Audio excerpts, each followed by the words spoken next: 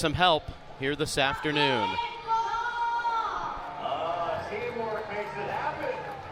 8-2 Razorbacks, 6-1 on the home field this year. Murray State 6-4, 2-4 in road games. Your umpires this afternoon: Jeff Wright will call balls and strikes, Cedric Coleman at first, Morris Hodges at second, and Charles Savage Jr. at third. It's 74 degrees and sunny, and the wind is even a little bit more stiff today than it was yesterday, Troy. Yeah, I think we're going to get 15 to 25 mile an hour gusts. Probably foul pole to foul pole. Might help something right down the left field line. It's going to knock pretty much everything else down. So these pitchers really can go aggressively at these hitters because they're going to get some help from that wind. Drew Vogel leading things off. He hit an 0-1 pitch out of the ballpark to start the series on Friday. Takes this for strike two, though. And this Murray State team, they are going to give a lot of teams a lot of fits. And with that veteran lineup that they have, Arkansas better not take a breath, because they're going to be everything they want and then some. Well, that's a way to start it for Mason Molina. There's that changeup we talked about, Josh. It just falls off the table. It's all about the arm slot, the motion. It comes out of the same tunnel, and then the speed difference, it dives down.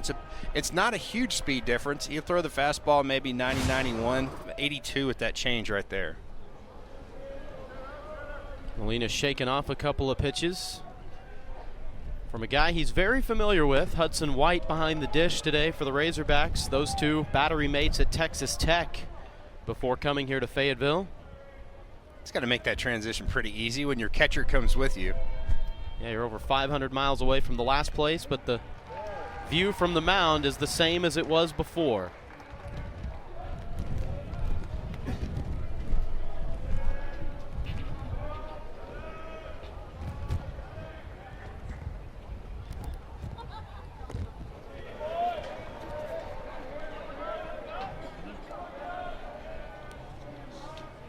Molina goes 6'2", 230 on the mound out of Rancho Santa Margarita, California.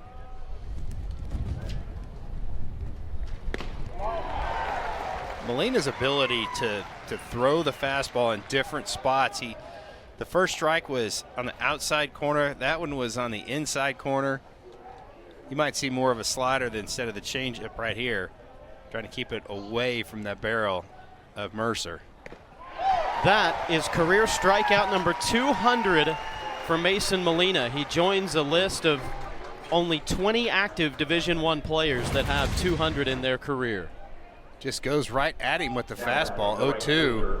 Number 15, Jonathan. Big 0-2 swing by Mercer right there.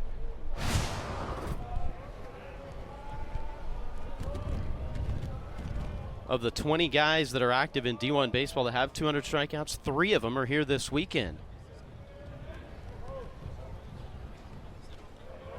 Molina, Hagen Smith, the Friday starter, and Jacob Pennington, who we saw out of the bullpen yesterday from Murray State. This is a Murray State team that does have some pop. 13 home runs on the season. They are hitting 280 as a ball club.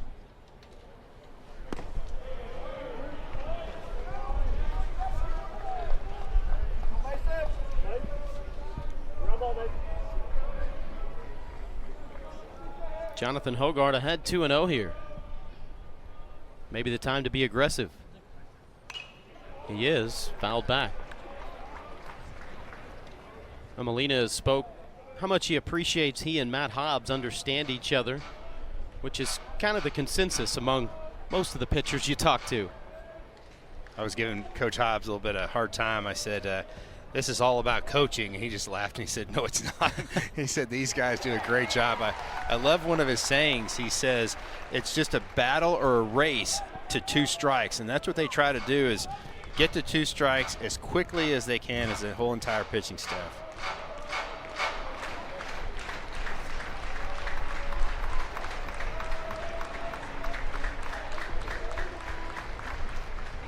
Two. We'll get into the seats.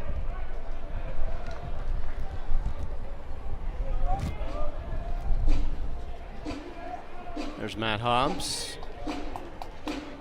kind of helped refine that changeup a little bit for Molina. It's been so deadly.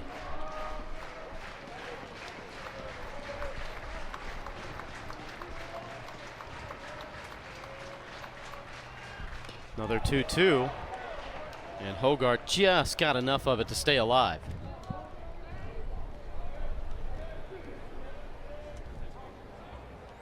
Hogarth's reached safely in all 10 games this year. Hogarth just got a piece of that one. He got a piece of Hogarth himself. So Molina's gone with the fastball, then the slider with 2 strikes. I figure at some point he's going to throw that changeup, especially to the right-handed hitter. It's going to go down and away.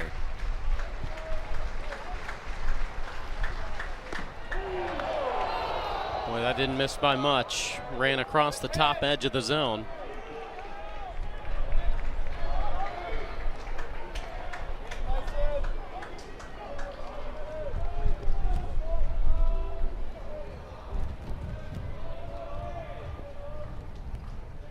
The payoff.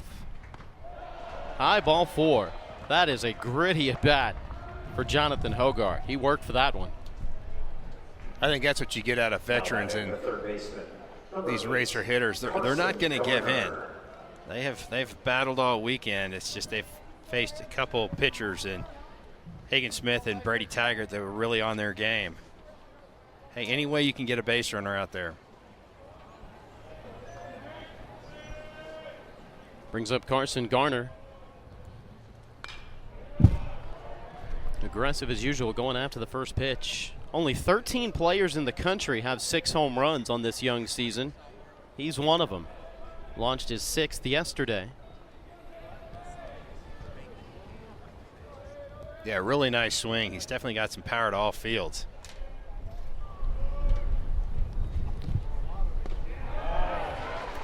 But you talked about all the veterans in this lineup. There's no underclassmen in the Racers lineup.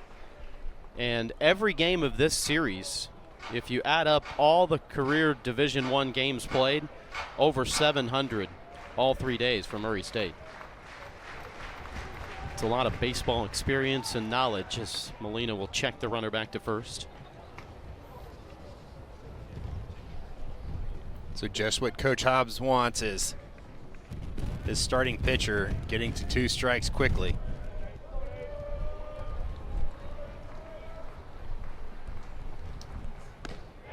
Got him swinging.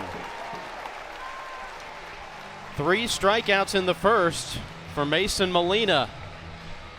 How about Razorbacks? This is the 10th different lineup for Dave Van Horn and game number 11 of the season. Sprague Lott continues to have a big year. Jason Jones has got a couple of RBI in the first 2 games of this series. How about Will Edmondson getting another start? Well, if you go 2 for 4 with a RBI and a walk, you're probably going to get penciled in for the next day. They're doing all right. Edmondson has reached safely 11 times in his 4 starts this year. Guy that comes from Hutchinson Community College, where he won the 2023 Jayhawk Conference batting title.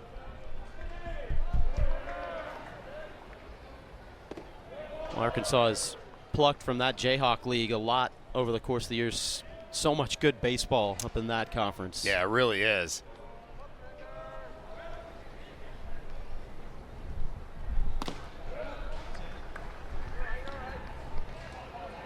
And when Fender's on, you're going to see a lot of ground balls with him with that, over-the-top release, a lot of downhill angle action on that. Also has some sink on that fastball. It's the second time in 2 games that Will Edmondson's almost took one on the chest.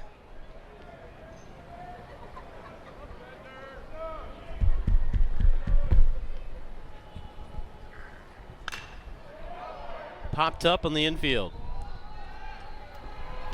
Fender gives way to his communicative second baseman Logan Bland, and there's one down. Well, for any fans who were in this ballpark back in 2021 when these teams met up, they might remember Ryan Fender, but if you blinked, you missed him. He only faced 1 batter, got that batter out, and that was it for him. So he is pitching in this stadium for the 2nd time in his career. As you look at the Racers defensively. The only change is Parker Estes at first, and Taylor Howell moves behind the plate.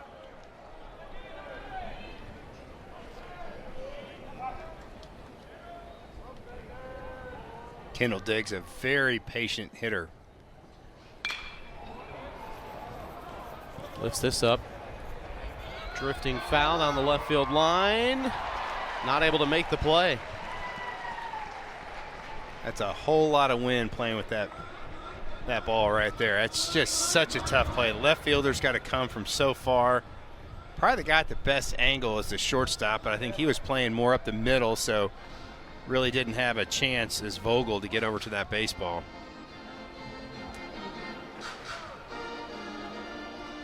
When it's that much wind, it's on its downward descent, you really don't have any clue where it's going, do you? No, it's just, you kind of just try to guess where you think it's going to land and just run to that spot.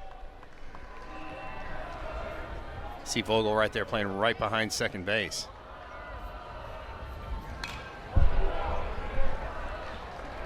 Left Ryan Fender just going right at Kendall Diggs right there. 2 strikes. I'm not going to waste a pitch.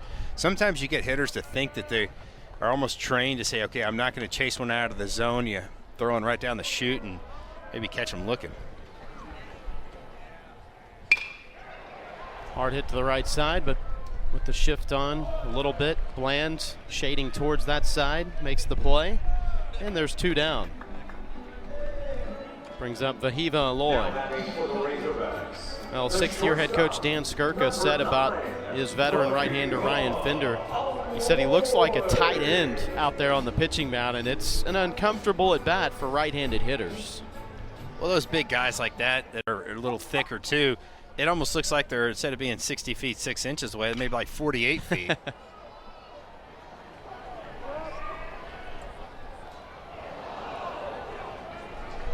Well, somebody's hands are stinging in the seats.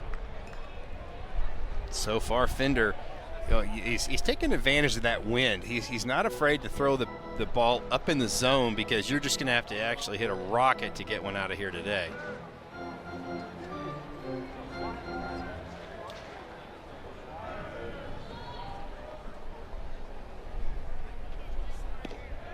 Aloy's hit the ball hard this weekend.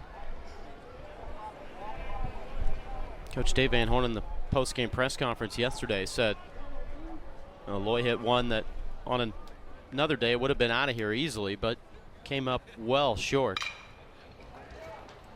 Hit to short. Vogel on a line to first. Razorbacks go in order in the first. Use this 12-game homestand. The weather is looking a little bit sketchy this upcoming week. 20th pitch for Mason Molina, who has dealt 14 for strikes. Facing Riley Hawthorne here to start this second. Molina was scuffling a little bit with his control in the preseason spring, and when the lights came on and the game started, he's really dialed it in.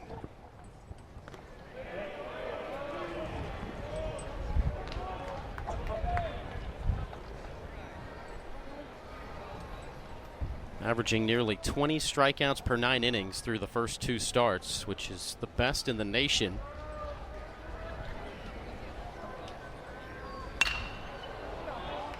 High in the air to center. Edmondson tracks it. And he's got it for out number 1. Thing had some hang time on it. That wind just kind of held it up there.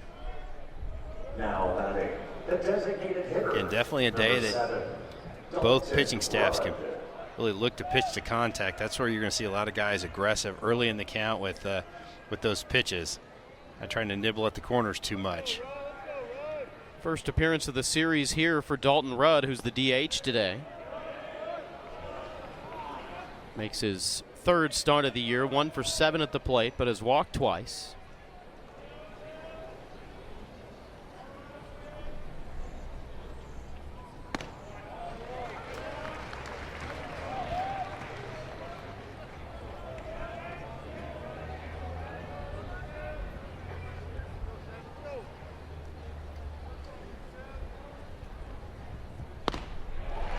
Okay, Josh, I got to ask you, are you a fan of the old school look like Mason Molina with the pants kind of low, or the high pants with a lot of socks showing like Rudd has at the plate? It's a totally different look. 1-2 just up high. I tell you, and this is going to sound, I don't know, maybe different, but in baseball it fits. It depends on the position the player is. For pitchers, I like to see the pants all the way down to the cleats. If you're a middle infielder, then I can go for the high socks look. Okay. I give you that. You don't see very many pitchers, have the high sock look. I like the contrast of the color. I'm a high sock guy. It does look good, depending on the color combination, and this is one of them. Well, the crowd certainly liked that. Dalton Rudd did not. Rudd thought he had himself a walk. That's a pitch at the bottom of the strike zone. See if saw Hudson White kind of help that just a little bit. I don't think he needed to. It looked like that pitch was in the zone. Sometimes you see catchers do that and almost might change the opinion of the umpire. Yeah, I'm thinking they bring it up too much, trying to sell it too hard. He doesn't get that call. Taylor Howell, the hitter. Team leading 12 home runs last year for the grad transfer from Memphis, and has launched 25 in his career.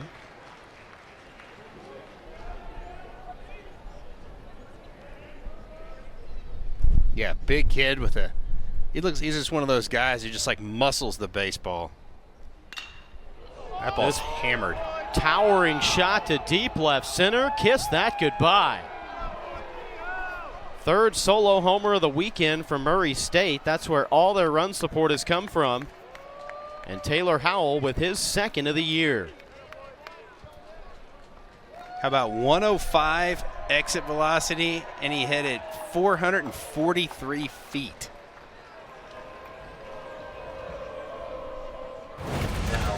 This ball is absolutely crushed. A fastball, belt high, almost right down the chute, and Taylor Howell did not miss it.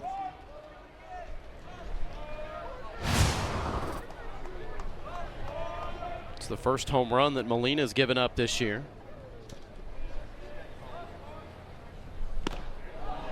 Parker Estes going after the first pitch.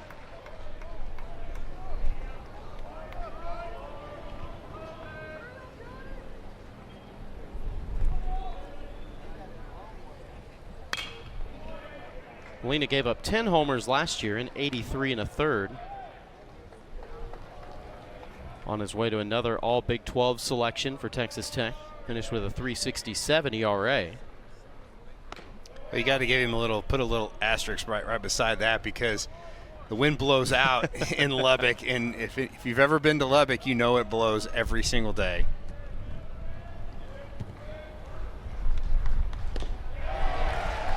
Good rebound from Molina as he gets Estes swinging, but Murray State on the board. There wasn't anybody in the conference that they did not beat last year. I think that just says a lot about Coach Skirka and the whole entire Murray State staff of really trying to keep those players up for every single series.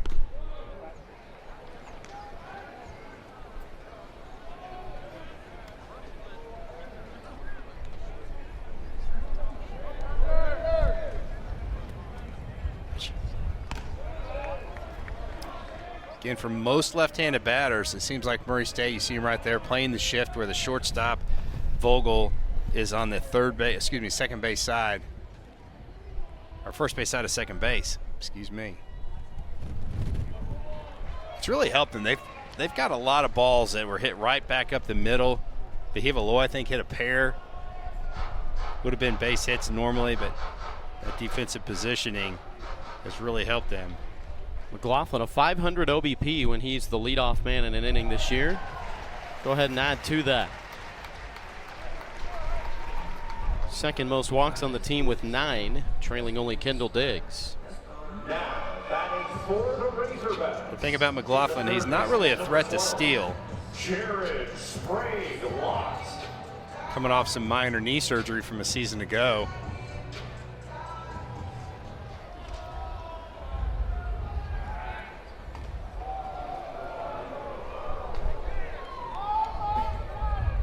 Sprague Lott, the hottest hitter for Arkansas, coming in this ball game, hitting .438.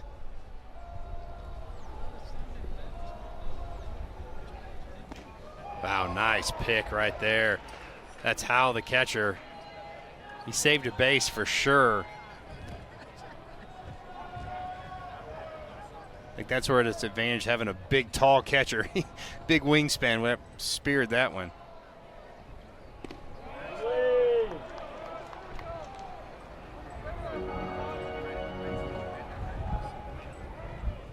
Big opportunity for Sprague Lott to shoot one to the right side. Big hole between the first and second baseman.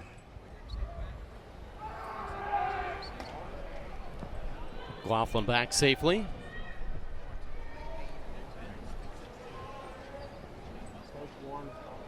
First 2 appearances for Ryan Finder this year would be base stealers 5 of 6. But more of an indicator on how well he holds runners, keeping them close more so than whether or not we would expect McLaughlin to steal, as you alluded to. This race got scraped up a little bit there. Yeah, I think so. This Racers pitching staff, the starters anywhere, pretty quick to the plate. Fender's going to be around 1.35 up to 1.5. You want to be probably 1.4 or below if you can be, to give your catcher a shot to throw them out, but they're pretty quick to the plate.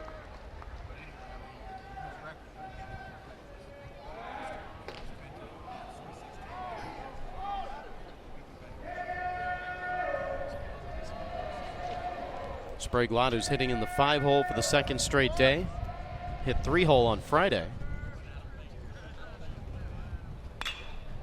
This ball hit a mile up into the sky, settling at the track, making the catch is Riley Hawthorne.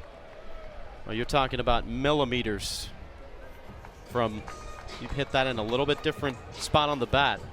It's way out of here like Murray State's was in the top of the inning. Yeah, got under it just a little bit. Launch angle 41 degrees, and that was the difference between the home run last inning and that ball not getting out of the park.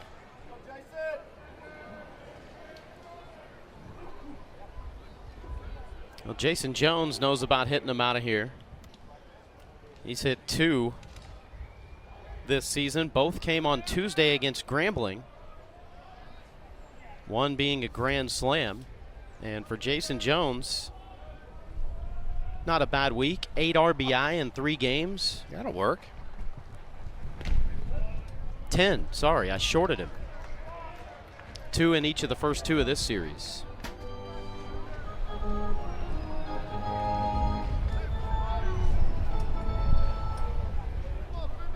Team leading 12 on the year for Jason. But after, he hit 2 on Tuesday, maybe adrenaline's going a little bit. We've seen him up at the plate with the bases loaded a couple times in this series. He took that bases loaded walk yesterday. Really mature at bat. Yeah, you can see him develop right there. What a pitcher's pitch right there by Ryan Finder. That is painting the bottom part of the zone at the knees. That was the breaking ball of the pitch before.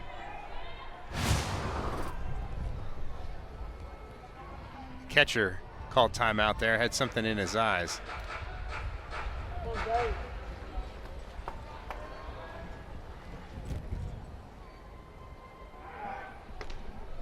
Pretty safe lead over there for Ben McLaughlin. But Jones is the guy that just has tremendous exit velocity. He just hits the ball square when he gets a hold of it.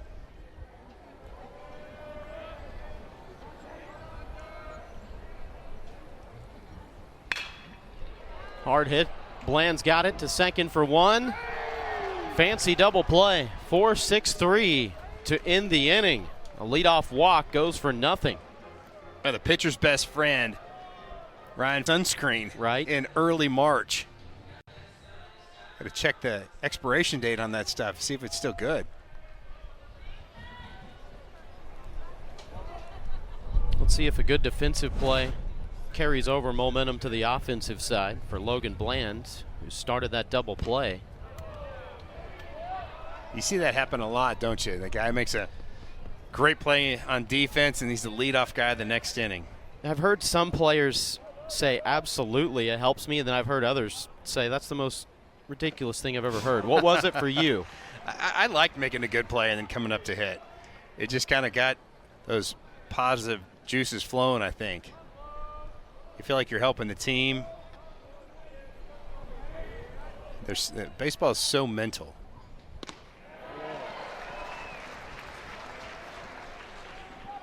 Logan Bland is the only racer that has not struck out this weekend. Every other starter has struck out at least twice.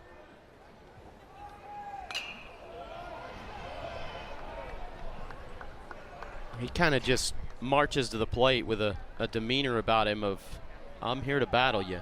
Yeah, you can tell he has a different confidence level, and I think as a hitter, you or anybody, you have to have a little bit of an edge on you. You don't have to verbally say it, but just kind of know in your head that, hey, I'm better than you. Oh, that's the first time. You cursed him. That first time for everything. Molina's got 6 strikeouts. It's the changeup. Watch this thing dive down and away. He just turns that thing over, and again, it starts in the zone, and then as a hitter, you can see he was out on that front foot just a little bit.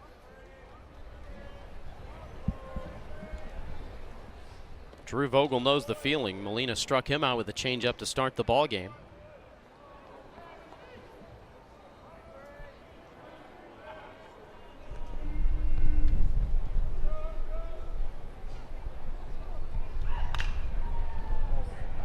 It's popped up, drifting back. White trying to track it and watches it go back into the seats. For Vogel, who's drawing some attention from scouts, one of the team captains, having a great start to the year. I could definitely see Drew Vogel getting drafted. Really athletic guy. Good command of the strike zone. This ball's well struck to right center field. Going back to the track is Diggs. Makes the catch. Gosh, that's into the wind, and he still hit it to the warning track. Yeah, that, on a regular day, that's going to hit off the scoreboard. He smoked that ball. How about 102 off the bat?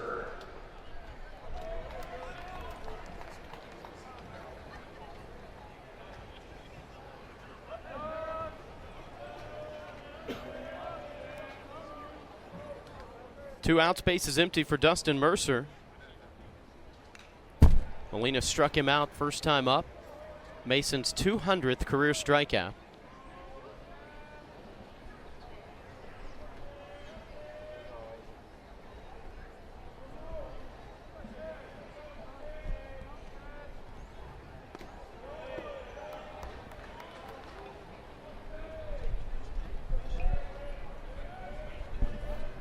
They've managed to work the pitch count up.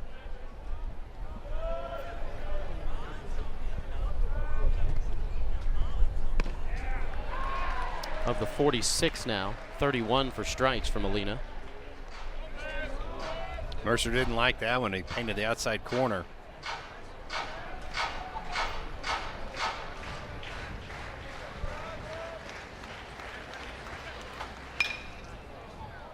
Popped up. Wind pushing it foul. Hey, how about that catch? That's why you bring your glove to the ballpark. Prepared.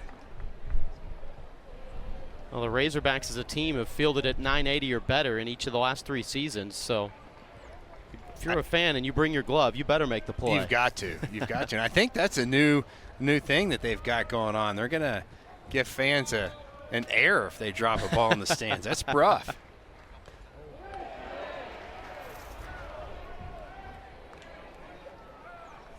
Have to run polls before you can go to your car at the end of the game.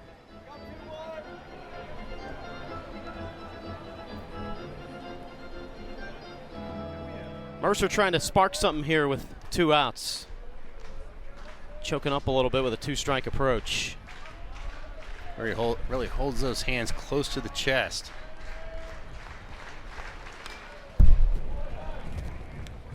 Well, this guy's a hitter. Last year, Dustin Mercer, first team All-Missouri Valley, led the conference in hits and runs.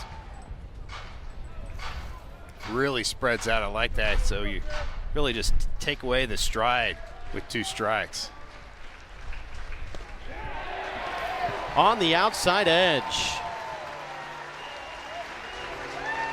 It's going to be a dogfight.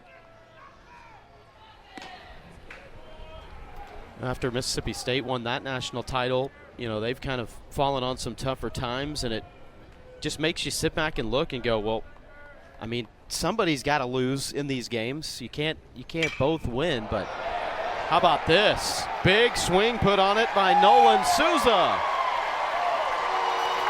The freshman's first home run.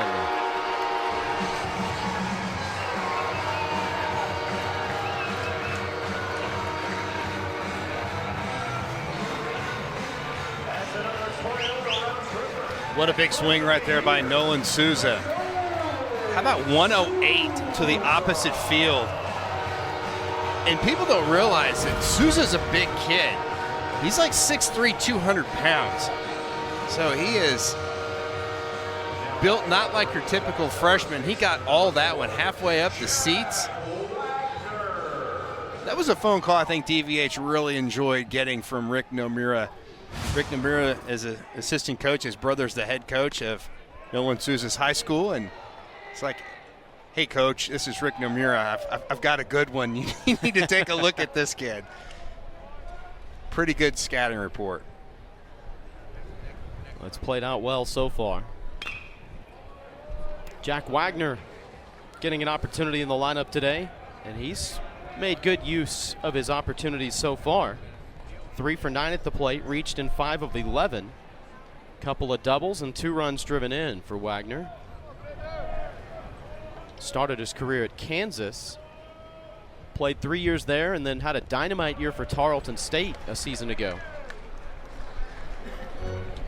Yeah, Wagner's a really talented guy. It's just one of those things you're just trying to figure out, if you're Dave Van Horn, of how to get everybody some playing time, because there's so much talent on this roster, both on the pitching and offensive side. Let that ball travel deep in the zone. I was going to say, he looked like he took that one out of Howell's mitt.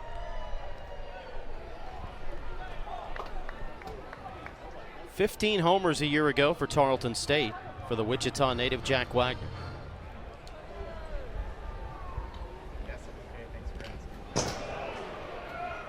Got the knob of the bat.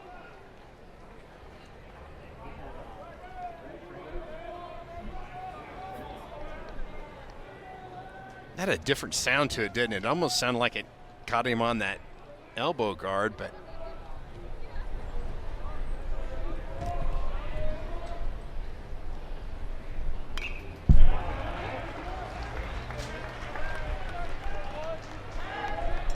this pitcher, Ryan Fender, Coach Dan Skirka said, "I'll be high 80s, low 90s guy. I'm not sure what he's calling his breaking ball this year. Maybe, maybe a slurve somewhere in that vicinity." pitchers are a little different. Whatever works for you, as long as it's got some success to it. Yep. Limited to just 2 games a year ago due to injury, but they're happy to have him back and expecting a big year from him. Good job by Wagner. He's battled back. Was down 1-2, and now he's got the full count.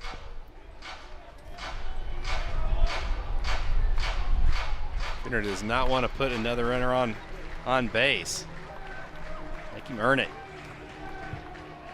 5th-year Racers payoff pitch. Called strike 3. First strikeout for Ryan Fender. He's going to roll that breaking ball in there. Looks more like a true curveball. Straight over the top, 12-6. How about 10 inches of horizontal break and 11 inches of vertical breaks? That's got some pretty good bite to it.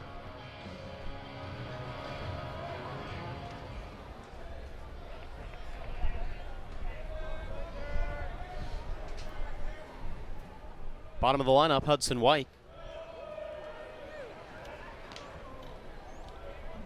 Razorback hitters have not struck out a lot this weekend. That's only the 10th strikeout. Comparatively, they've taken 13 walks. Now on the other side, coming into this game, Arkansas pitchers had struck out 34 and walked just 3. Wow. That'll win you ball games right there. Indeed it has. 1-1. White knocks it through the right side. White hit it against the shift.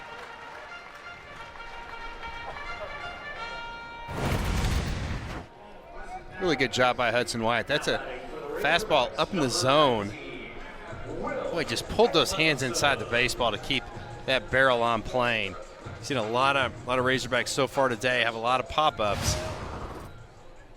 Really good flat swing by Hudson White.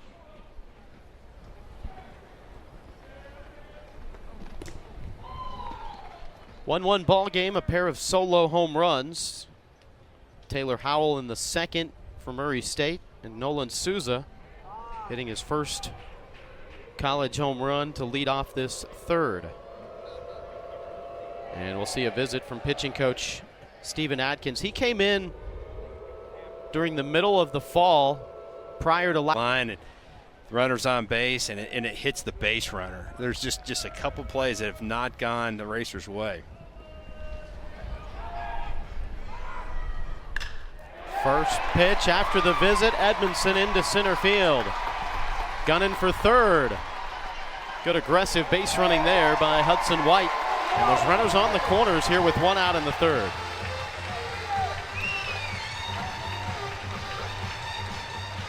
I agree, Josh. I love the aggressiveness of Will Edmondson. He gets a pitch right where he wants it, up in the zone, away. Again, just a perfect piece of hitting. You try to pull that baseball, that's going to be a ground ball double play to shortstop. And really, Hudson White runs very well for a catcher. Easily gets from first to third. Murray State has got Alan Roulette warming up in the bullpen. He's been their long reliever this year. He's been so good.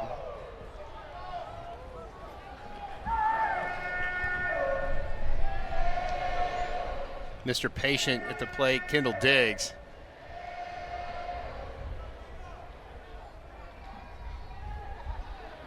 And you can say that again. He saw 25 pitches yesterday. I don't know if I saw 25 pitches in a month when I played. I was like Edmondson. I went after that first pitch.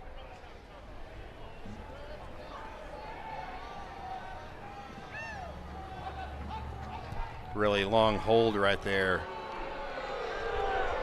by Fender. Edmondson, got caught stealing in the first inning yesterday, but he's got great speed.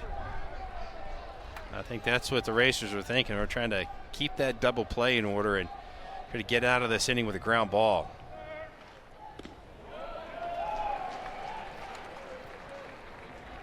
Well, Diggs is a guy that knows his strike zone, and he's not going to stretch it for a whole lot of people. Team leading 10 walks on the year, including 2 yesterday.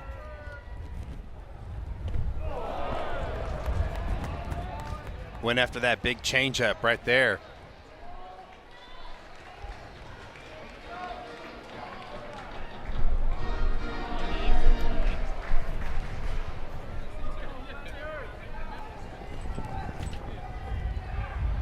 Fender does a nice job of kind of varying his holds. That's what you want a pitcher to do. Sometimes hold for a while, try to maybe freeze that base runner. Sometimes go quick to the plate. Diggs has been one of the best this year with runners on base, hitting .429. I think that was Kendall calling timeout right there, and that's why home plate umpire Jeff Wright's going to make notation of that.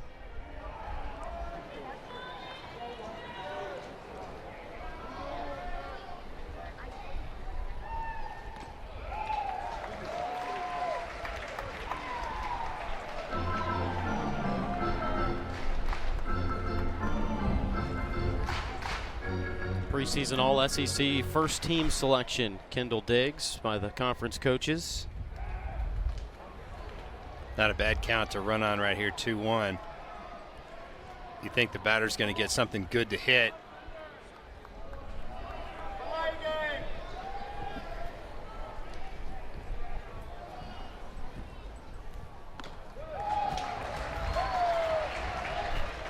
Well, he should here, 3-1.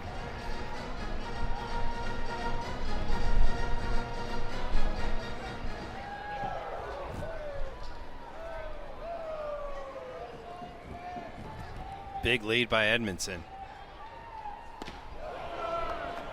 Breaking ball in for a strike, and now it gets interesting. Tie ball game, runners on the corners. A full count to Kendall Diggs. Well, you feel like the Diggs is going to put the ball in play, and his job is at least to get the ball to the outfield to score that runner on third. Hit up. Should be deep enough to allow Hudson White to tag. And it is, and the Razorbacks take the lead. Now you can count on your veteran to come through. RBI number 8 on the year for Kendall Diggs, and the Hogs take a 2-1 lead.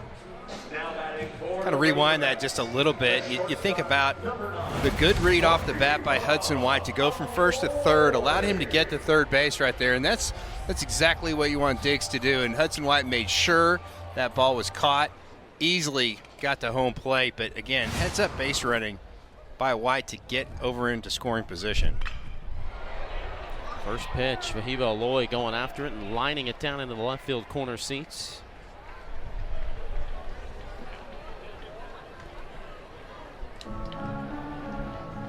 Really hitting the ball hard this weekend. Aloy, a couple of hits on Friday with an average exit velo of 102.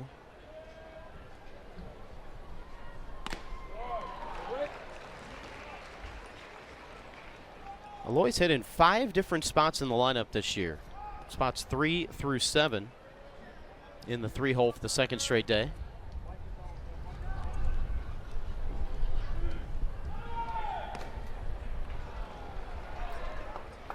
I feel like that's one of those signals that Dave Van Horn is giving to Vahiva Aloy, saying, hey, we feel like you're swinging the bat. We know you're going to drive in runs.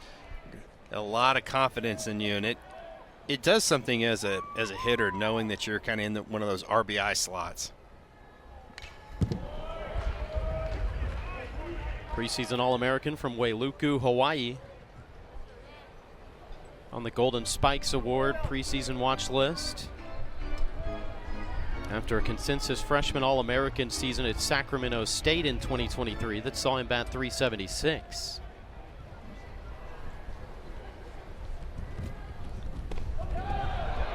Almost got a piece of Aloy right there. Now Edmondson's going to get a head start.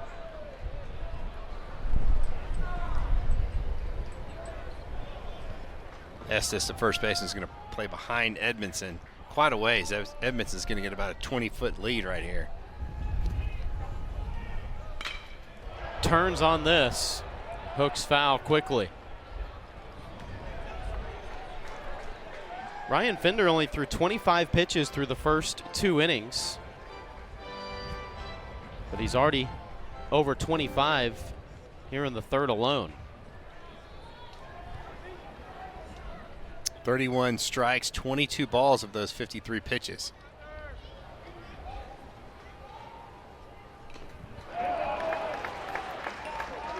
Aloy got just a piece of it. Hal tried to sell it, but he just didn't catch the ball. Just a tip. He thinks he's got it. He's like, oh, there it is right there. Nope. Don't have it.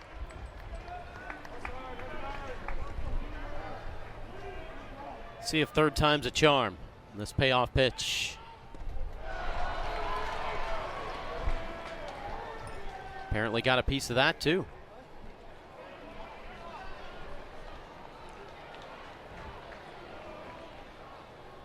I don't think Dan Skirka agrees. Did he say catcher's interference? They're going to let the runners stay at second base.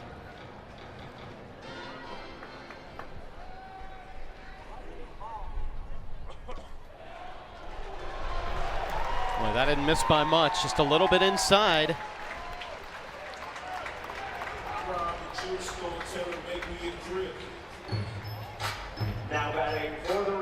Second walk that Fender has issued. A breaking ball, it just almost kind of backed up on Fender. Does a good job of Howell trying to pull that in. It definitely was right off the plate, about a baseball in.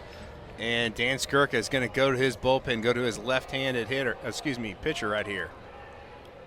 See if Ben McLaughlin's going to have any luck against that lefty. You can see he sets up on the first base side of the rubber, and those lefties a lot of times will throw across their body. They almost kind of stride to the on-deck circle and then release that baseball, and it starts at the back of that left-handed hitter.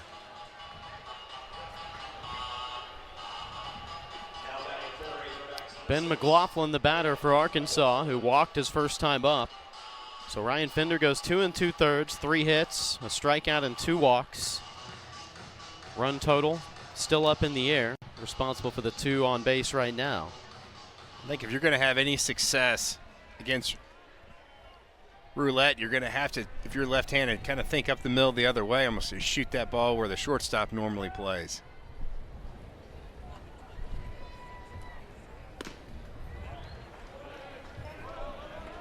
McLaughlin, the second best 2-out hitter on the team a year ago at .333.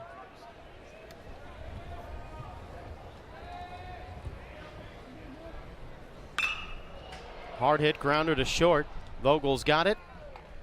Fires over to first. Roulette out of the bullpen to calm the storm a little bit, but a big.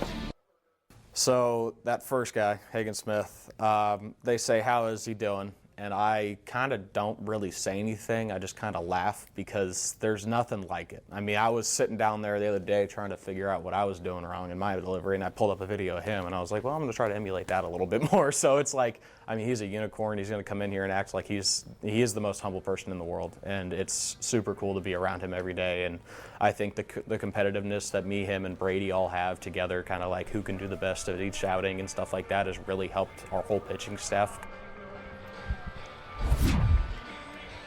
You look at what they've all done so far this weekend, and Molina's line today through 3 innings. It is all-American type stuff from all 3 of those guys. It really is. And again, the thing that's so impressive is their command.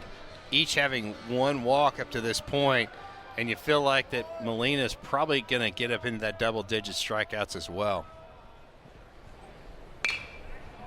First pitch of the 4th, Jonathan Hogarth popped up. Foul territory, tracking it. First baseman Wagner makes the catch. You know, that doesn't look like that important of a play necessarily, but I kind of get the feeling with as much pride as Dave Van Horn takes on defense that if you're a guy trying to find yourself more playing time, making plays like that will do it. Yeah, you better squeeze it when that ball comes at you. And the other thing it does is it's 1 pitch, 1 out. That's a way to let your starter go deeper into the ball game. You know, you drop that ball, next thing you know, it's a 5-6 pitch at bat. Have a season Carson Garner. That's some nice numbers early on.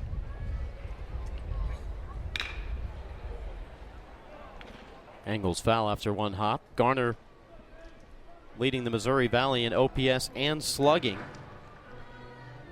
He knows how to take a base as well, though. He's also got a team-leading 11 walks. You hit 5 home runs in the first 5 games of the season. You're not going to see a whole lot of strikes after that. Yeah, you're going to get pitched around just a little bit, and that's where that patience and being an upperclassman really helps out.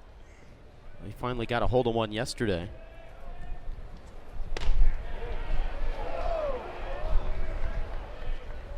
Molina nibbling with that changeup just off the plate.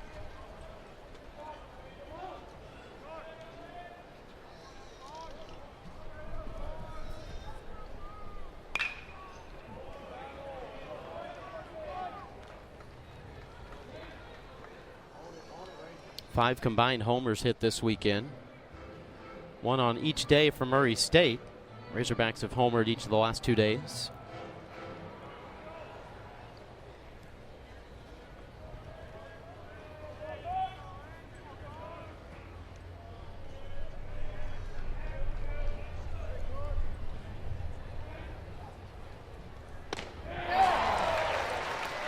from Molina. Strikeout number 8. That's what you get when you're a pitcher that has good command. You throw one pretty well off the plate, but in the hitter's mind, they think that, okay, I know he's going to be around the plate, so I'm going to be more aggressive.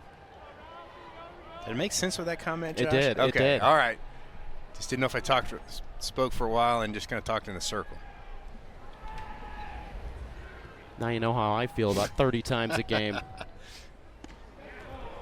Big sweep on that pitch that's left up high. And the thing is, this is a really, really good Murray State Racer baseball team. Veteran hitters, and they have really kind of hit a buzzsaw with all 3 Arkansas starters. Appeal to third, said yes, he did go around. Yeah, so much versatility gives Dan Skirka and his staff a lot of options. This guy is as good of an example of that as any, Riley Hawthorne. Last year, the bulk of his starts were at shortstop in replacing the injured Drew Vogel. In 22, he was a second baseman. Now he's playing third base and outfield for the first time. But Coach Skirka said, you know, it's no reservations there. You just write the lineup. You don't even have to tell the guy. He'll go play anywhere. Well, you got to love those guys on the team. They're just all about the team. Molina sits him down, faces the minimum 3 in the 4th, and 9 Ks for Alan Roulette back to work. Lefty reliever taking over for the starter Ryan Fender last inning and retired the first batter he faced to get out of the inning. Fender finishes with 2 2/3, 3 hits, 2 earned runs, a strikeout, and 2 walks. Arkansas really made him work in that 3rd inning after he got through the first 2 in 25 pitches with only 1 base runner. Throws 30 before being pulled in that 3rd. But now they turn to Alan Roulette, and this guy, all he's done this year, 2 relief wins, both of them spanning at least 5 innings. I mean, most relievers, Troy, will go their entire career without even having a 5-inning outing. Yeah, that's really nice to be able to pull out the bullpen for the Racers. And he's just one of those guys, I almost describe him, he's just like a slinger. Yeah, he just kind of slings that baseball up there. This ground ball will sneak through. That's kind of been the story for Jared Sprague-Lott, just finding a way on base in a variety of different fashions. But he has definitely taken the opportunity he's been given to get the starting role right here and doing a lot with it. Well, if you're an Arkansas fan, here's some good news for you. Peyton Stovall, the last couple days, has taken some batting practice. So he said he's not really sure exactly when he'll come back. He thinks pretty confidently for the Missouri series for conference play, but he's looking pretty good. And I told him, I said, that's one way. If people don't know, he broke a bone in his foot, taking a pitch off in a scrimmage. And I said, that's one way to not get on that front foot and keep that weight back. He goes, yep, you're exactly right there. He's excited, looked really good. Who knows, he might be back a little earlier, but you know, you never know. Last year it was a thumb injury on his glove hand that forced Stovall to miss time early on in the season as Jones punches this through the 5-6 hole. Back-to-back singles to lead off the bottom of the 4th for Arkansas, but back to that point, you know, with Sprague-Lott playing so well, Peyton Holt is playing well also, then you might kind of have some deciding to do on what you're going to do with positions at 2nd and 3rd and the DH spot. That's right. How about Jason Jones? When you hit the ball so hard that the infielder barely has a chance to react, 110 off the bat of Jason Jones right there. Pitch gets away and both advance.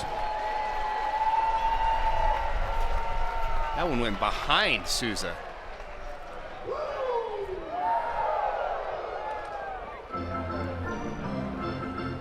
Now the freshman has an opportunity to get a few more RBIs.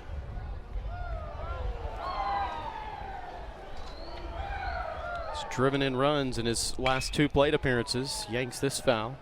A 2 RBI base hit yesterday. That came after he walked in his first plate appearance, and then in just kind of a situational change as Murray State brought in a left-hander.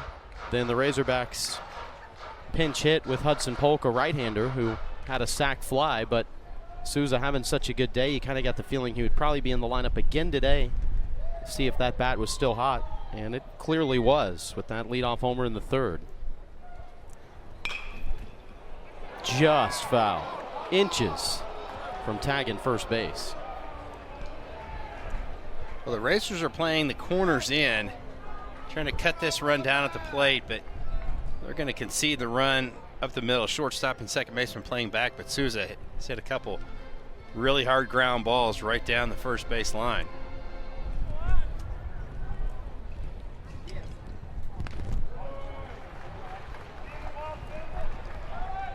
Good take there on 1-2.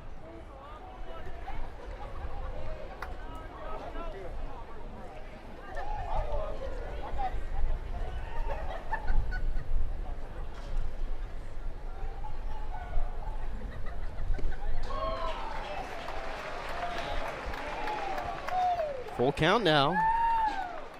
I still think if you're Souza, you've got to think up the middle the other way. You want to stay back on this breaking ball. Smoked back up the middle. Sprague-Lawton to score. Jones comes in. 2 RBI hit for Nolan Souza. And he's got 5 RBI in his last 3 trips to the plate. Have a day, Nolan Souza. Got the fastball right over the plate. Smoked it right past Vogel. He was playing up the middle. That ball's just hit too hard. 108 off the bat of Nolan Souza. About 3 of the Razorbacks' 4 runs scored from off the bat of Nolan Souza.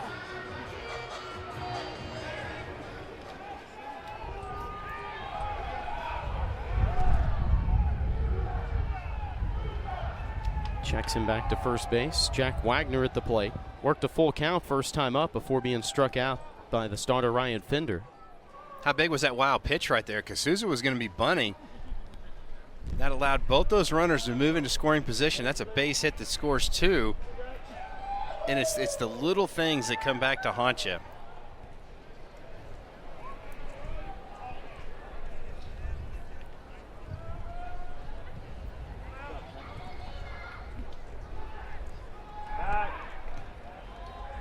Well, that was a really good move right there by Rowlett. Had the freshman Souza. He was already leaning back to first and almost still buckled his knees.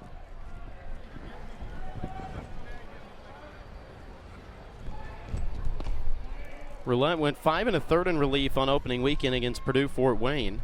Only 1 hit, 6 strikeouts and no walks. And then in the rubber match at Louisiana Monroe last Sunday, 5 innings, 4 earned runs, earned the win.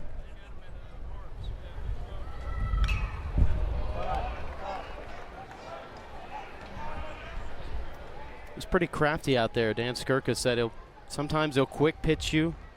He'll use the pitch clock to his advantage, kind of just playing some mind games with the hitters, so to speak.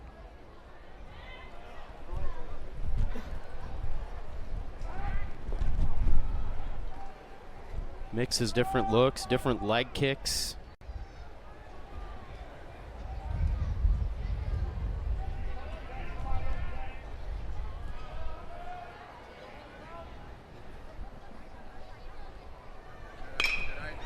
Grounded to short. Flipped to second for 1. Relay not in time.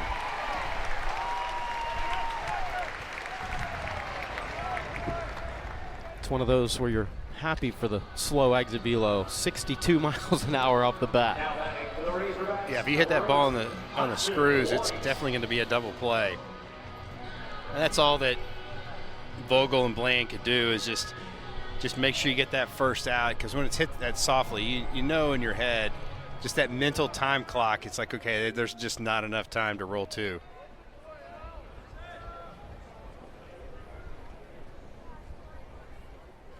Crowd really getting quiet before the first pitch to White. Lifted up into right field. Hogart makes the catch.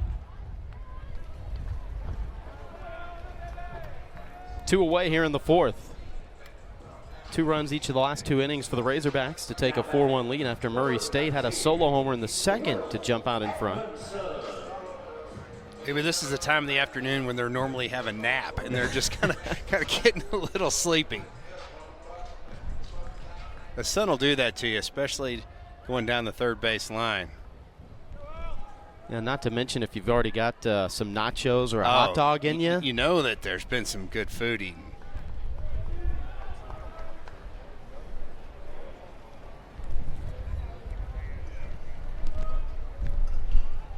Edmondson with a hit last time up.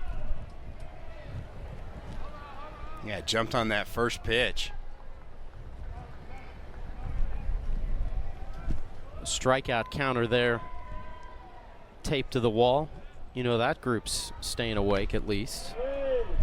They are accurate with their Mason Molina strikeout total, 9 for the Razorback lefty. But they missed one. No, I take that back. They're probably sleeping too. Maybe Wagner's blocking one. Can't ever tell.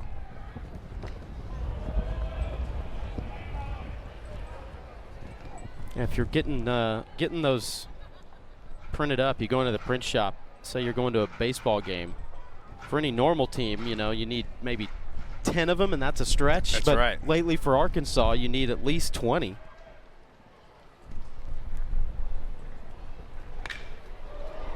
Tension getting foul ball.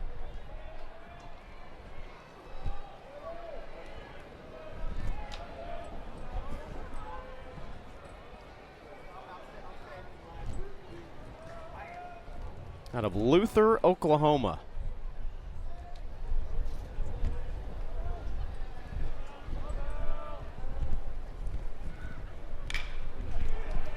He's got wheels. This can be trouble. But a really nice play by Carson Garner. Arkansas striking for 2 more here to an environment like this against a tough team and, you know, not be worried that they're going to buckle under the pressure. Yeah, that's right. You think about all 3 of these games, and even the ones that the first 2 ball games, that the Racers were in each one of those games up to a certain point. Even yesterday's game, there was a chance when Murray State came up with the tying run at the plate. I think it was like 4-1 at that time, and then Arkansas just kind of had some good breaks go their way and then just kind of ran away with it at the end. Yeah, they had the tying run on base in the 8th inning on Friday as Rudd lines this into left for a base hit.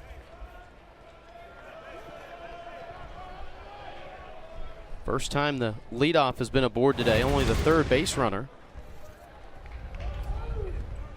It's not a bad pitch. That is down and away. Rudd just put a good swing on a good pitch.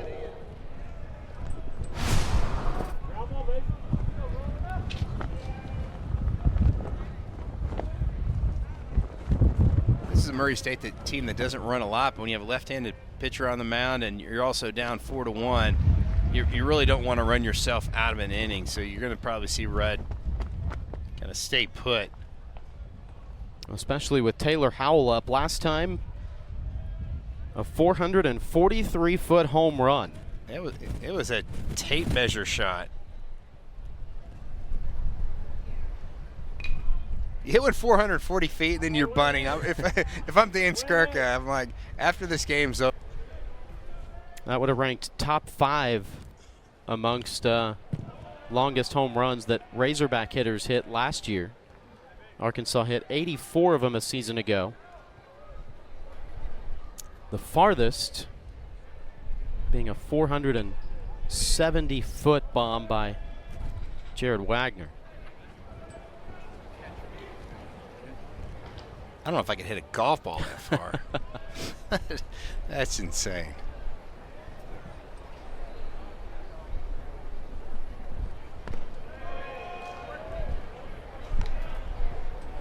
Really long pause right there by Molina. Sometimes that'll lock up both the base runner and the hitter. A lot of times you see pitchers that when they hold the ball that long, it's really tough for them to come back and throw a strike.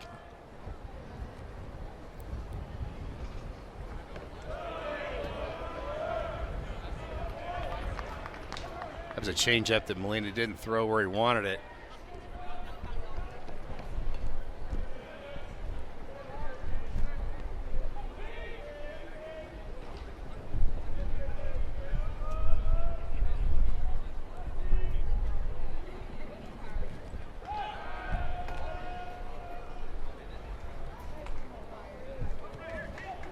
Defensively, Arkansas has got Aloy kind of playing the normal shortstop position, not really pinching up the middle, but Souza is definitely shaded over towards second base. He's going to take the throw if that runner at first, Rudd, tries to take off. Count is full now. I think it got him on the knee. Did it? Indeed. Big sweeping breaking ball.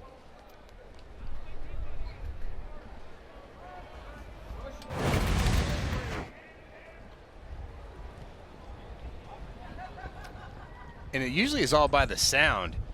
You really can't see that if you're the umpire, and he's pointing to it. That is a reviewable play, and as home plate umpire Jeff Wright was walking back to home plate, he kind of looked over at the Arkansas dugout maybe to see if they were going to have anything to say on that.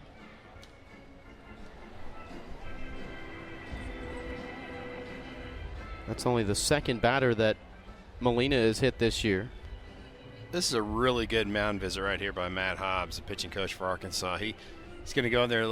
That was an all positive conversation, but there's no outs. There's runners on first and second. And like we talked about before, we get the tying run stepping into the box for Parker Estes. So if you're Arkansas, this game can get really tight really quickly. Fourth-year player Parker Estes, he hit a 2-run homer on Tuesday as a pinch hitter.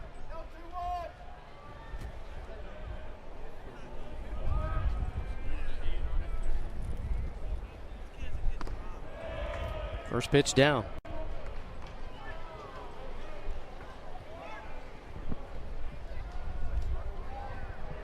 Got the start at the DH position on Friday. Yeah, it seems like Molina's command is kind of eluding him a little bit right here. Showed bunt, pulled it back. So it was up high.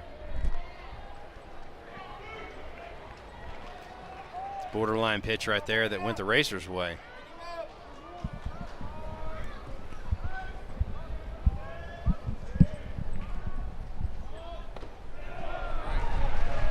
In there for a strike for Mason Molina. His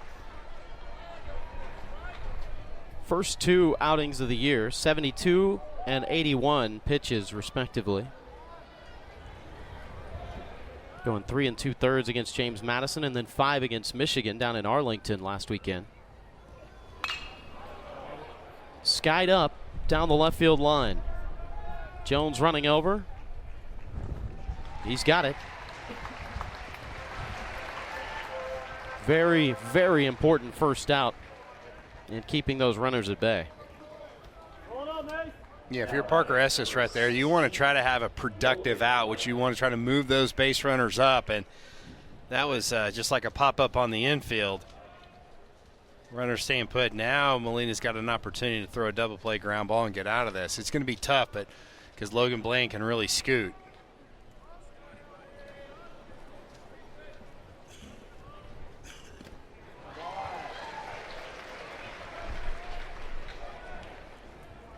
Now, Coach Dan Skirka said that Logan Bland was kind of looking forward to this weekend because a switch hitter hadn't got to see much left-handed pitching, although, you know, you can't really say you're looking forward too much to facing All-American caliber arms like Hagen Smith and Mason Molina.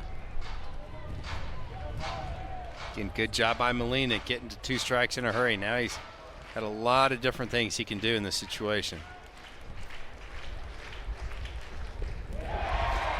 Struck him out.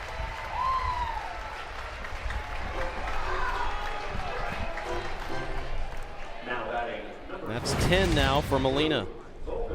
Looks like Molina goes back to the changeup. You can see that ball down in the dirt. A lot of confidence that Molina throw that pitch that Hudson White's going to, even if it does hit the ground, that he's going to smother it.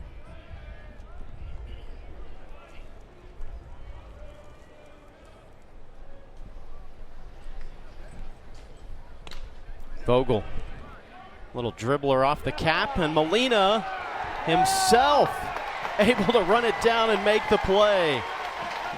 Boy, that was all him. Wagner came off the base to try to get it, and what an effort. Every run in that game was courtesy of solo homers, 4 of them. Speaking of, Kendall Diggs, solo homer to lead off the 5th inning yesterday. See if he can mirror that performance today.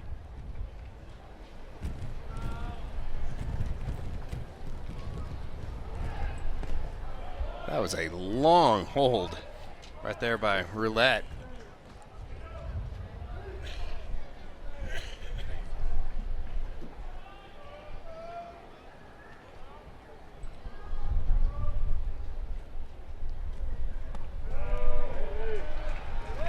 Tell you what, that's been the pitch that Kendall Diggs has been very impressive to lay off of, is that pitch down out of the zone. You're going to pound that baseball into the ground and have a lot of ground outs if you chase that one.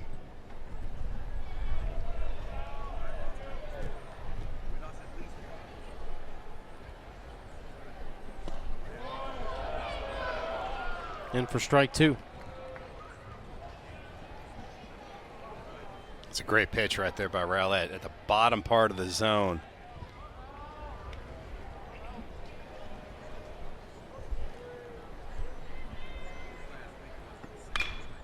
Diggs goes the other way with it. Well hit, but Hawthorne in the right position. That was a great read right there by Hawthorne. His first step was in. Didn't hesitate. I think if he freezes, he doesn't make that catch. Again, talked about him. He's played so many different positions. During inter-squads, he's that guy that's just always floating around, but playing outfield for the first time this year. Doing it like a guy that's been there his whole life. And you just feel like Vahiva Loy's going to get a hold of one. Just don't leave it up in the zone.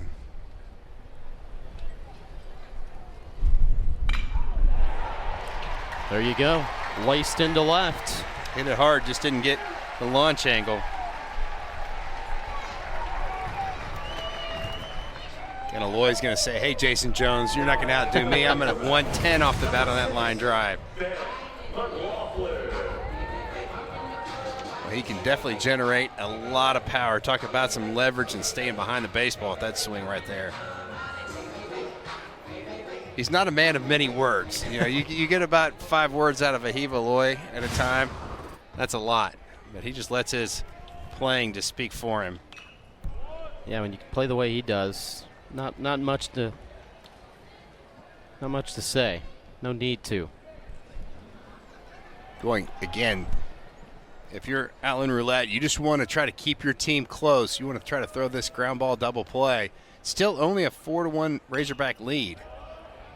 Really good job at tying up Ben McLaughlin right there. And that's what the starters have done all weekend long, have kept their team in the game, give them a chance to win.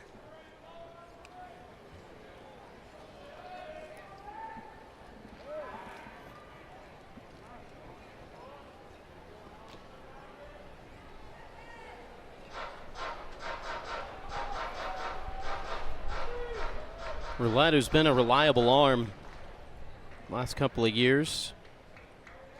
15 appearances each of the last 2 seasons. Last year, a 2.79 ERA and a near 3-to-1 strikeout to walk ratio. Arkansas does have somebody warming in the pen. Looks like Gage Wood.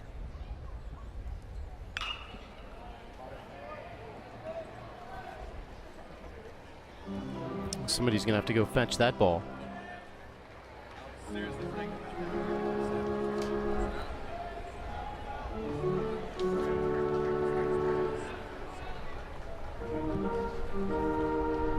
Look at Gage Wood. It's the clean cut Gage Wood. Doesn't have the flow going this season, at least this weekend.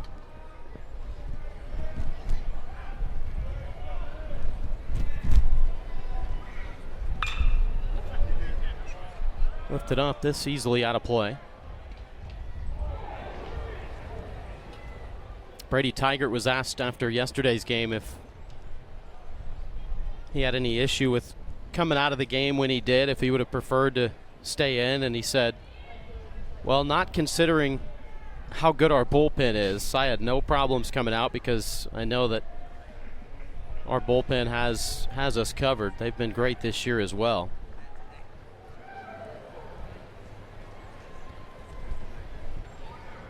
After Tigert said that, Kendall Diggs, who was also a part of that press conference, chimed in and said, they're all filthy. Well, he would know, trying to face him in the fall. At some point, sometimes as a hitter, you just want to face somebody different.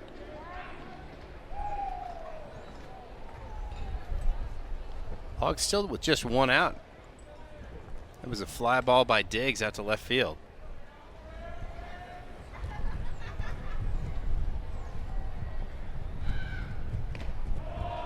Got him swinging.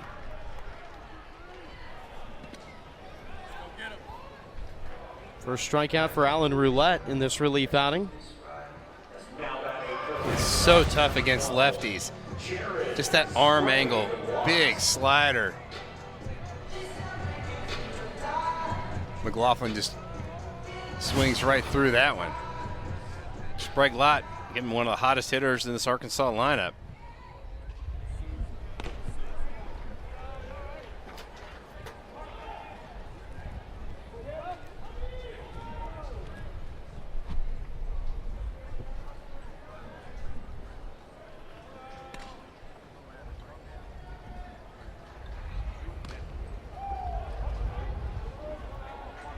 Nicola. Roulette was worrying about the runner over at first base just a little too much. Had a slide step right there, and a lot of times when pitchers do that, they'll leave that ball up in the zone. That's what he did right there. I don't think Aloy's going to go anywhere. It's hit a mile high. And a good read with the wind blowing today. Parker Estes able to track it down, and the side. Yeah, a guy that just really will go right after the hitters. Fastball heavy. He'll sit about 93, 94. 7 strikeouts, no walks this year for Wood. Only 3 hits in 4 1/3. He is straight over the top, has a really short arm swing. He's one of those guys, that release is a little sneaky. The ball gets on top of those hitters a little faster than they think.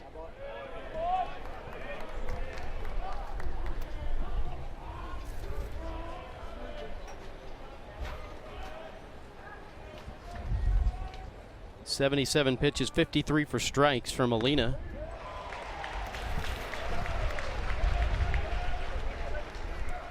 Mason went 72 and 81 in his first 2 outings, so right in that range. Got it.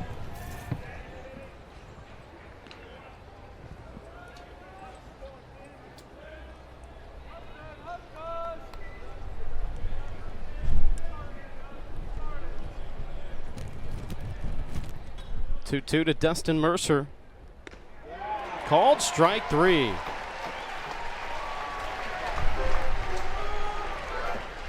Boy, the big 12-6 overhand breaking ball right there by Gage Wood. Out of the hand as a hitter, you think that's going to be out of the strike zone. Borderline call. Mercer didn't like you. See him shaking his head.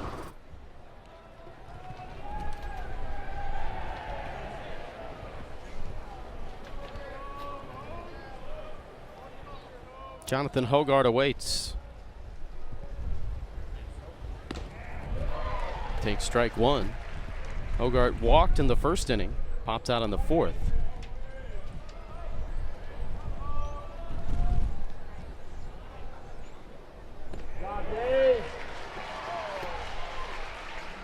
And like Matt Hobbs said, it's a race to 2 strikes for these pitchers on this Arkansas staff. You better be ready if you're Hogard. You might even want to try to slow Gage Wood down a little bit.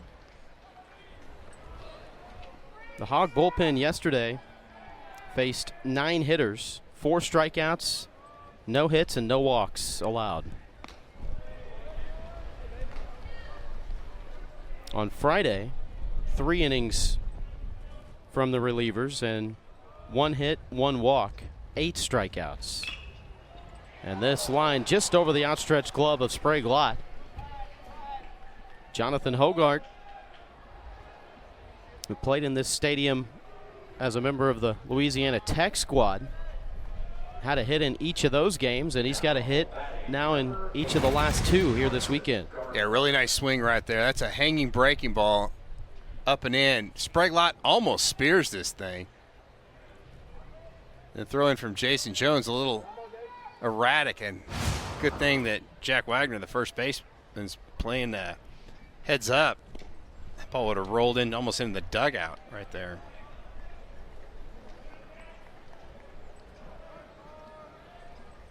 Gage Wood better be careful with Carson Garner right here. He's definitely got some pop in that bat. Yeah, the team's home run leader homered yesterday, and if he sends one out here, it's a 1-run ball game.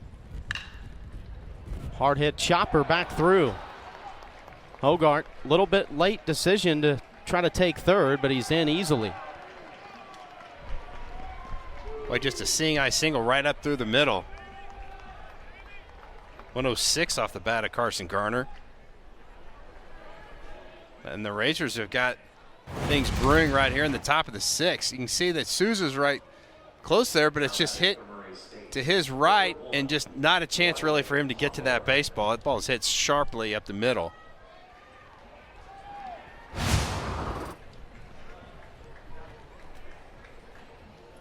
Arkansas is going to trade a run for an out right here. A pair of outs is what they hope for.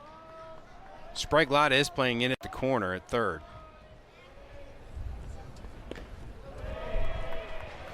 Arkansas does have Stone Hewlett, the left-hander, warming up the bullpen. See the positioning of the defense right there for Arkansas. Up the middle, they're going to try to turn 2.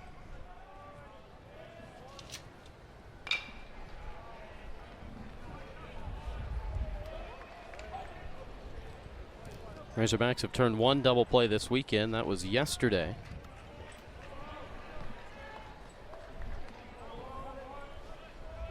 They've been amongst the nation's leaders the last 3 years in double plays.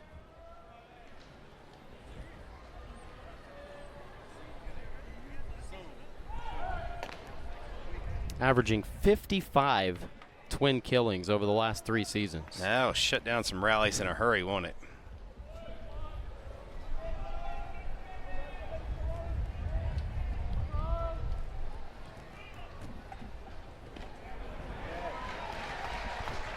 White brings it back in for a strike.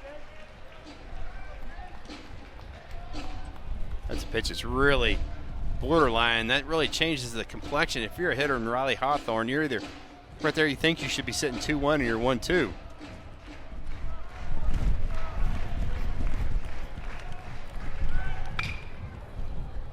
Hawthorne down the left field line into the first row of seats.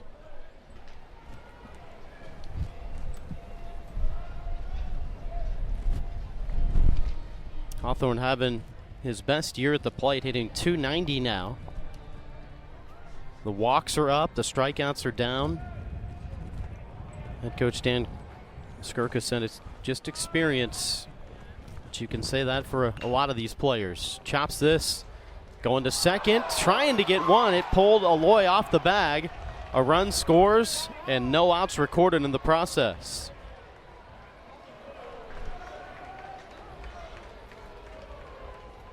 Off the bat, I thought that Wagner was going to try to come home. The runner breaks right there. He's got the runner at home dead to rights. He goes for the double play and just airmails that one, and Aloy does a great job to keep that one going into the outfield. It is an RBI for Hawthorne. It'll go in the books as a fielder's choice and throwing error on Jack Wagner.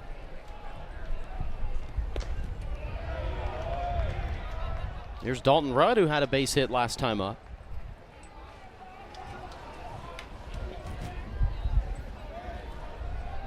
Hawthorne's 7th RBI of the year. The tying run on with 1 out.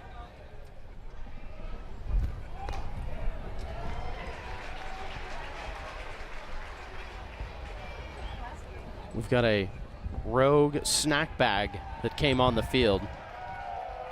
Jack Wagner noticed it and took care of it. And there was a few fans that were really monitoring that thing that appreciated the action there of Wagner.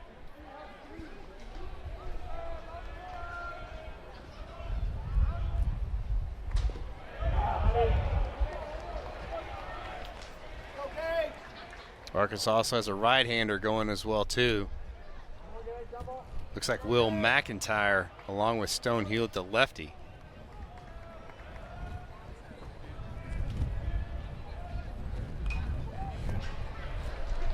Fouls back the bunt, 2-2. That almost looked like a sacrifice attempt, but with 1 out, you're really not going to give up an out. He squared really early, did Rudd. They've got Taylor Howell on deck, who homered earlier in the ball game.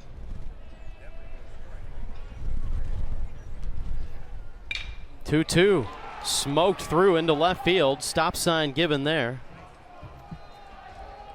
And they are loaded up with 1 out here in the top of the 6th. Well, back-to-back base hits by Dalton Rudd. And here comes Dave Van Horn. Razorbacks will be forced to go to their bullpen. Yeah, another breaking ball left up over the plate, right over the heart. Gage Wood just got that ball up a little too high, and Rudd didn't miss it. Racers playing station to station on the bases. In this situation, especially if you're in center field or right field with that wind blowing behind you. The batter is Taylor Howell, who his first time up today hit a 443-foot home run. Last time to the plate, he got hit by a pitch. He did face McIntyre yesterday, and the Arkansas right-hander got him to bounce into a 5-4-3 double play.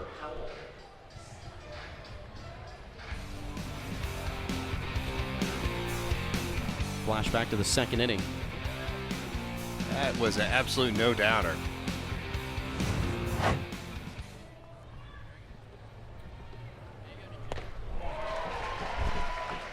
That's that cutter right there. The bottom just falls out on it. I would be surprised if Taylor Howell sees a fastball in this situation. You might just see cutter after cutter after cutter. Murray State able to push a run across against the Arkansas bullpen for the first time all weekend.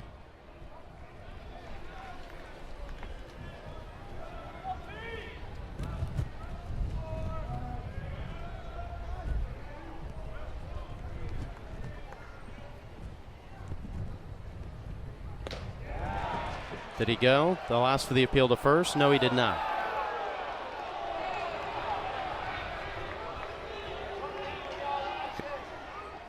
I think Cedric Coleman, the first base umpire, was right here. Yeah, easily check that swing. It's not the hands, it's the barrel. See that barrel crosses home plate.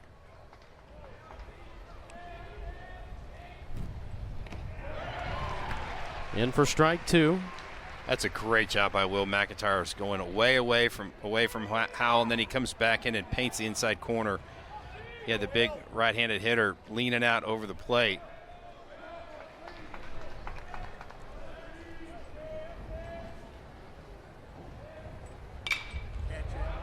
Popped up.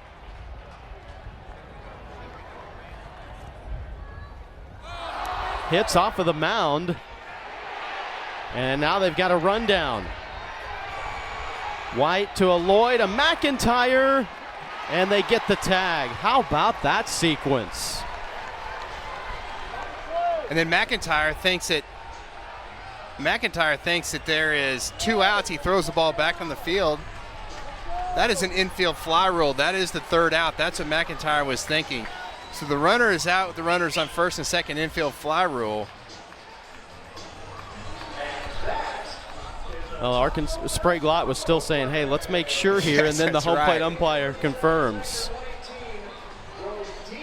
A little bit of a circus right there. The pop-up For Arkansas, they call on Will McIntyre, who comes out of the bullpen, bases loaded, 1 out, and gets an infield fly double play.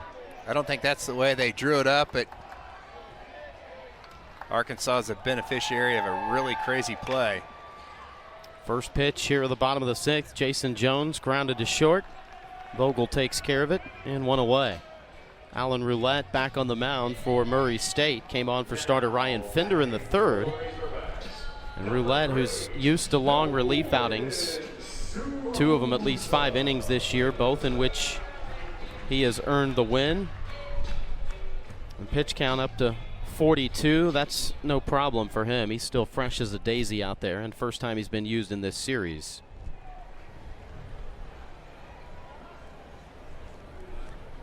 He might go the rest of the way for the Racers.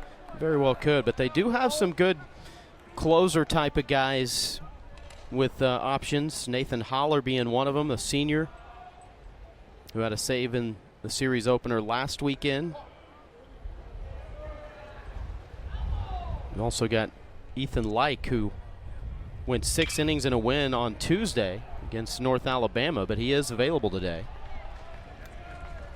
A couple of hard-hit ground balls by the Razorbacks, but right at Vogel and Bland. That's the first time Nolan Souza's been retired this weekend in his 5th plate appearance.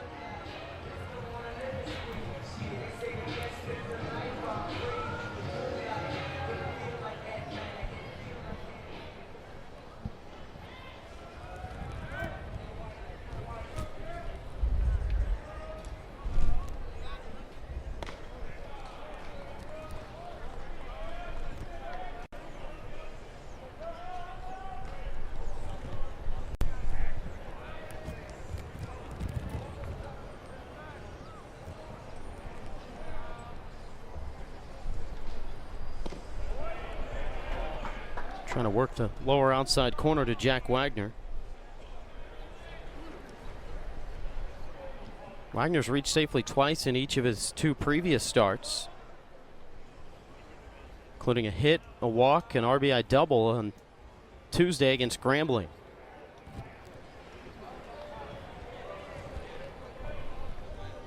A couple of bizarre situations, though, the last 2 days when Murray State was in the ball game and had a chance to maybe do some damage, like yesterday.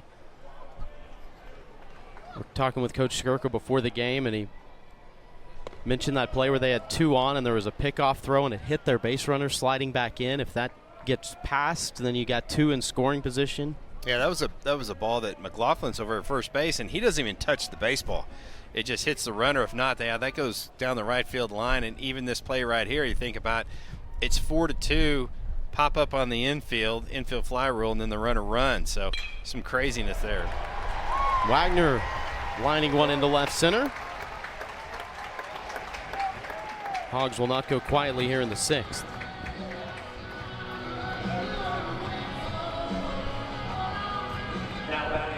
Good swing by Wagner. Really kept that barrel in the zone for a long time. That was a pitch that was out and away, and you can see that really great extension to get the barrel on the ball. You're right that Dan Skirka is going to go to that bullpen right there and go to some of those talented relievers that the Racers have. Trying to keep a tight hold on this game. 4-2 Arkansas lead. Well, about the year Elsing's having so far. 5 relief appearances, is yet to give up a run. 6 innings, only 2 hits, 13 strikeouts to just 1 walk. Batters hitting a cool 100 against him. It's a pretty good decision by Coach Skirk, I believe.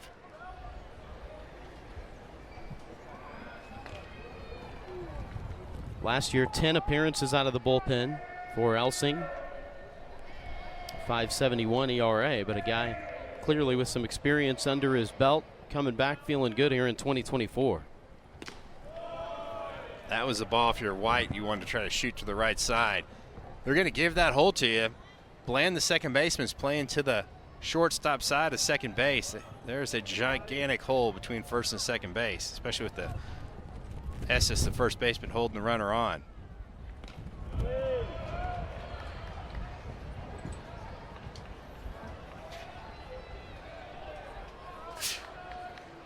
Now Bland moves back over to the right-hand side of second base.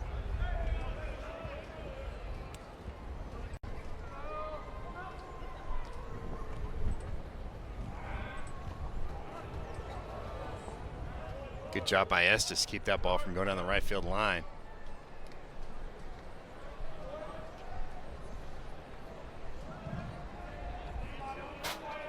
Alan Roulette goes 3 innings, gives up 5 hits, 1 strikeout, no walks.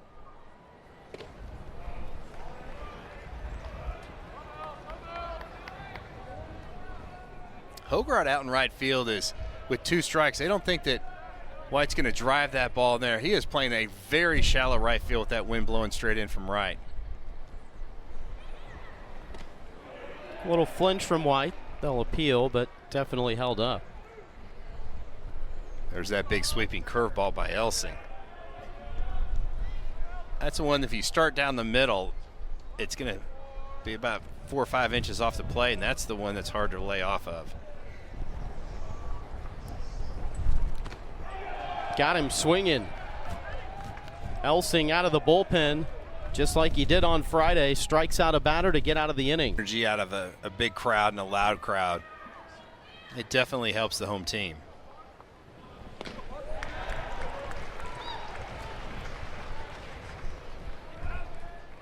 The stadium capacity just shy of 11,000.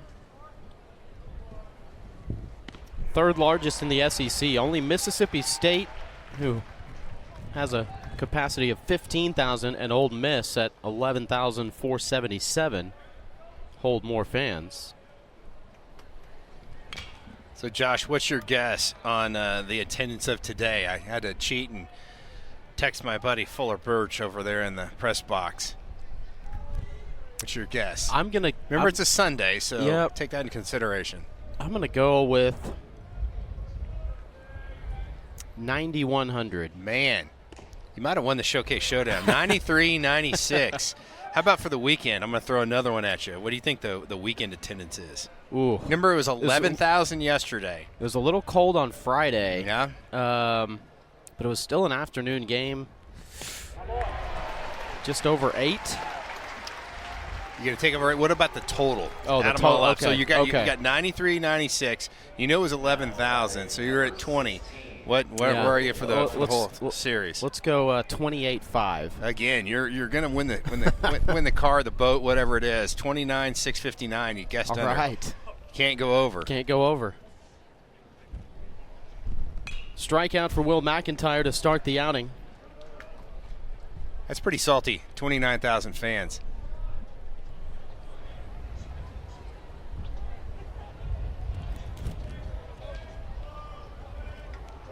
Tell you what, this Racer team, they're not going anywhere. You've got a guy that really battles at the plate in Bland.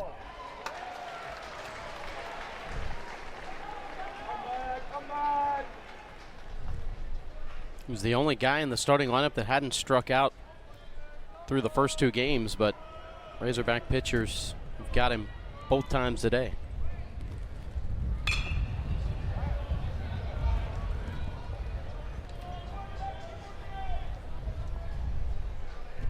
Second year starting second baseman.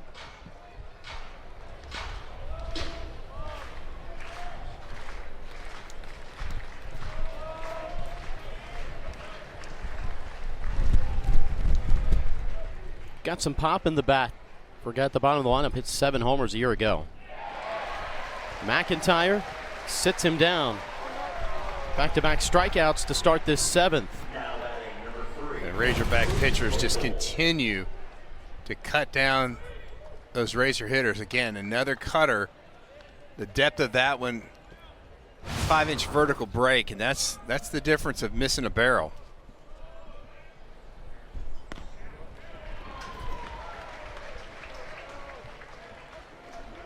Back to the top of the order now, and Drew Vogel.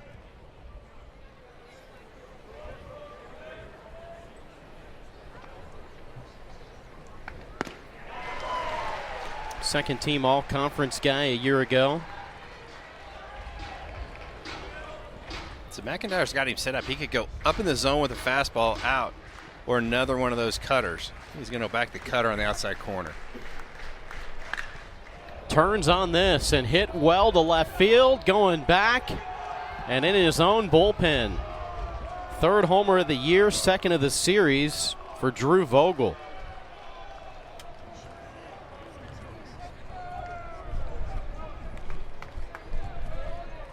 First home run McIntyre's given up this year. You cannot miss a spot to a veteran ball club like Murray State. Well, look where Hudson White is. He's down and away. That is a pitch that's up in the zone, a cutter that hung. Drew Vogel doesn't miss it. 109 exit velocity. He knew when he hit it, it was gone. It's one of their team captains. Here's the other one, Dustin Mercer. This guy's primed to break out at any point, too. He's struggled this weekend, 0 for 10, but you're talking about a guy that led the Missouri Valley in hits a year ago and runs scored, and he needed only 78 games to reach 100 career hits, so he knows how to swing the bat.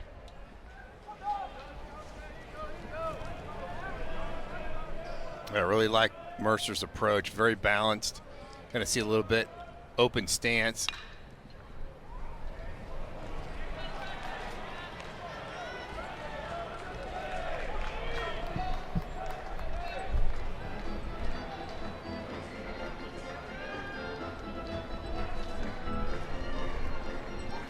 I think if you're Jack Wagner down first base line, you better take a step closer to that line. You don't want to double, getting right inside the bag there.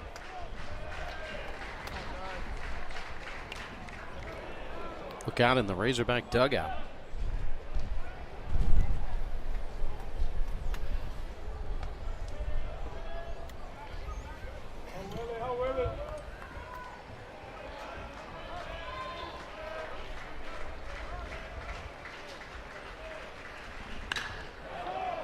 Well hit to center, but a good read by Edmondson makes the catch.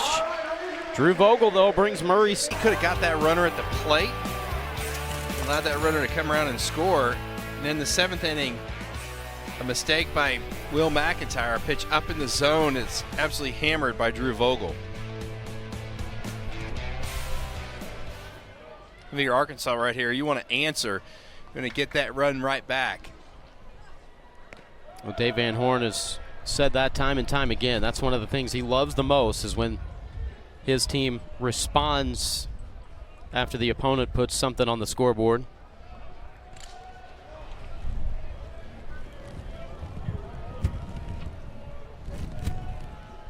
His team did that yesterday.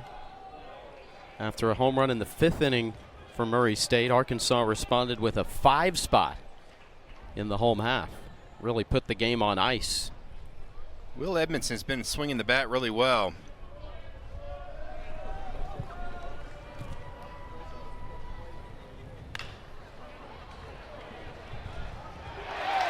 Vogel couldn't bring it in, and maybe because of Edmondson's speed, Vogel was maybe looking ahead to a quick throw.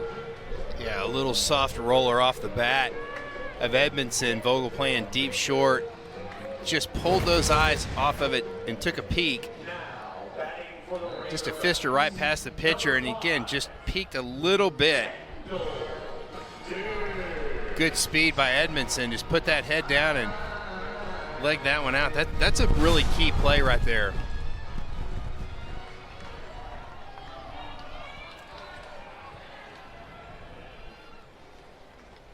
That is the first error of the game by Murray State, but it could be a costly one.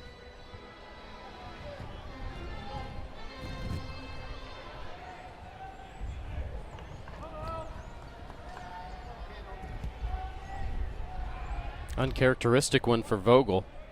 He's played a really good shortstop this weekend. Yesterday, he had an unbelievable play. Bases were loaded, 2 outs, and a little dribbler hit to him. He charged up, barehanded it, and threw a missile to first.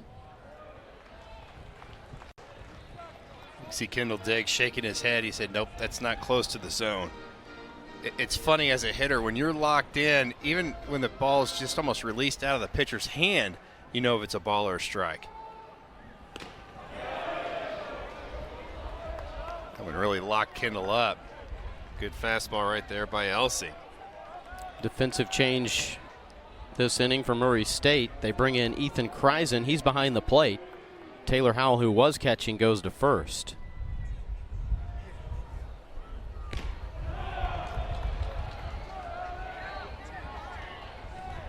Fastball right off the plate. Diggs got a piece of it right into the mid of Kreisen. If you're going to run, this is a good count to run on, and more of a breaking ball count.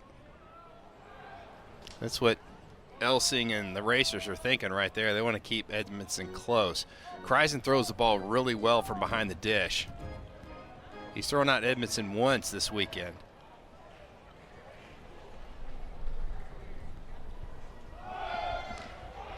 Taken off as that pitch got past.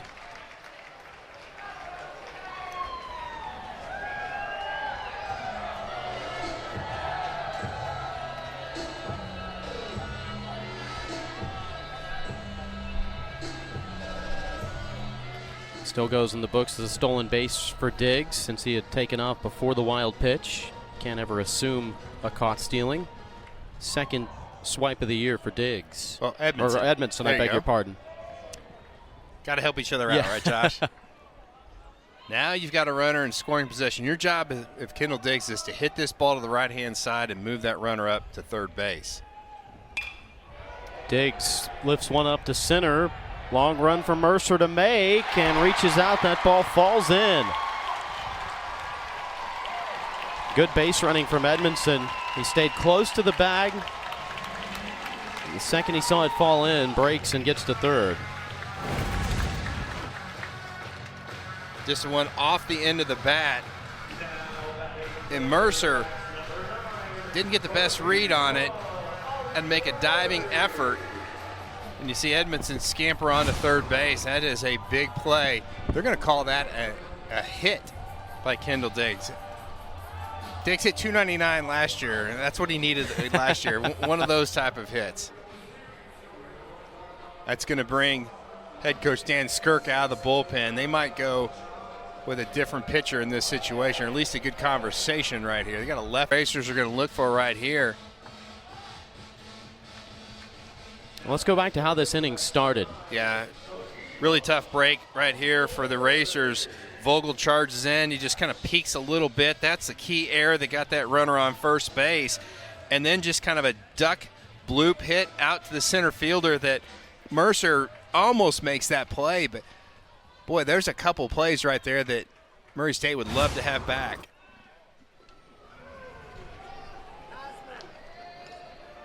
Like only needed 69 pitches to go 6 innings on Tuesday. A one-hit shutout in that outing.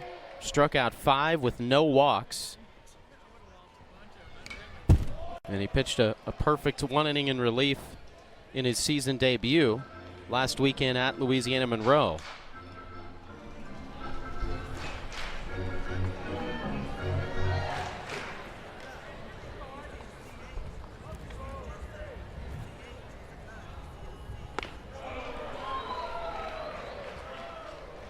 Vahiva Aloy, who's 1 for 2 with a walk today. Aloy just looks like he's getting more and more comfortable at the plate. I think early on he was a little too swing happy. Now he's trying to do a little bit better pitch recognition. Grounded to short. Vogel to second for 1. Bland's relay right on the money. And a double play. A run does come in to score, though. But no RBI for Aloy. But the lead back to a little bit more breathing room for Arkansas at 5-3. Really good job by Ethan Light. Got in on the hands of Aloy. And good job by the Racers middle infield. Just taking their time. They had plenty of time to turn that double play. Didn't panic. Any surprise there that they were playing at normal depth? Because we had seen them this weekend be more than willing to bring the infield in. Yeah, not really. I think that in that situation, you just got to avoid a big crooked number if you're Murray State. McLaughlin, first pitch.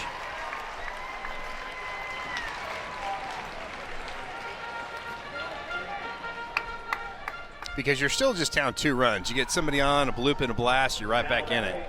Number 12, Jared Sprague-Lotz. If McLaughlin gets to second base, you might see Arkansas pinch run for him. You hate to lose his bat because he's probably going to have an opportunity to hit again.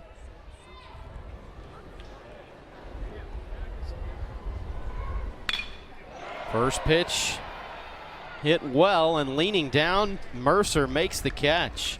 Nice adjustment in center. Arkansas gets 1 and a 2-run advantage as we go to the 8th. Good, but that was just one he left up in the zone, and you're not going to get that past a veteran hitter like Vogel. Strike right on the edge to Jonathan Hogart. 2-time All-American at Wabash Valley College after playing at Louisiana Tech.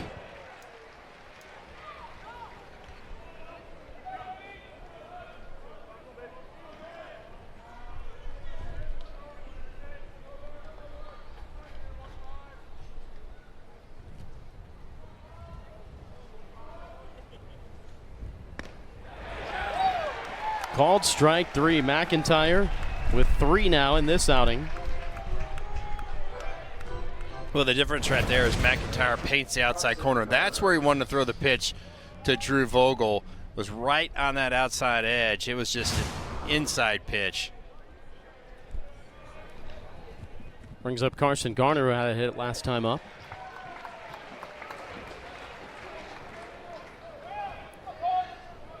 McIntyre's just going to live on that outside corner against right-handers.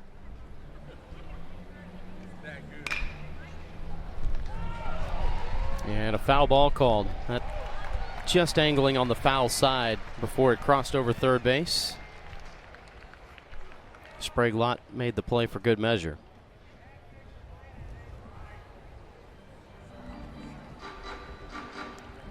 That girl ran out to get that bat. Garner goes, I think I need that. Please don't take it.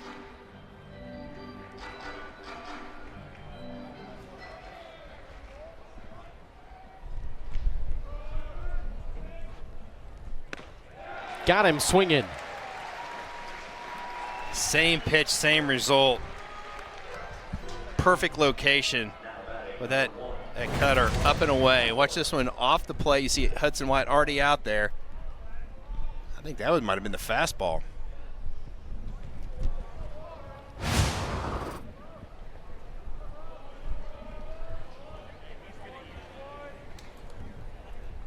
Brings up Riley Hawthorne, who's 0 for 3. McIntyre from Bryant, Arkansas, in that year after year after year terrific Bryant High School program that's produced a lot of Razorbacks. For years and years, it was Kirk Bach, the head coach down there. But you're right. You got guys like Blaine Knight and Evan Lee, and there's been a ton of talent coming out of that Bryant program.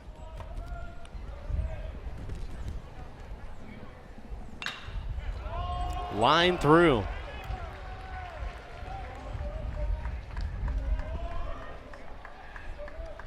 It's Hawthorne's first hit of the weekend.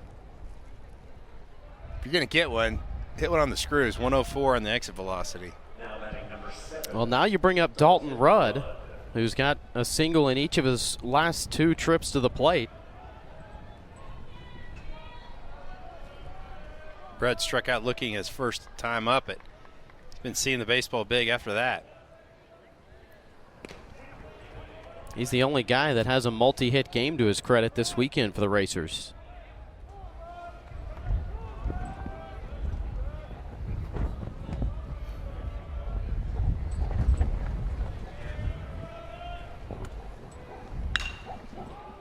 Lifted up to right center. Playable for Diggs. And it falls right out of the mitt. Throw comes into second. And holding at third is Hawthorne. That strong wind, it just kind of continued to blow it in, and Diggs a little bit of a misplay.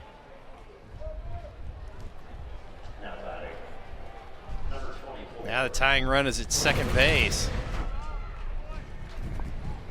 just like you said, one of those balls that just hung up forever. Really kind of handcuffed Kendall there at the end. Good visit by Matt Hobbs right here. He said really kind of keep Will McIntyre locked in this situation. Guy with tremendous power, Taylor Howell, who hit the tape measure home run in the first inning. We're going to see McIntyre try to stay down and away from Howell in this at-bat. Howell was the first guy to face McIntyre out of the bullpen in that infield fly.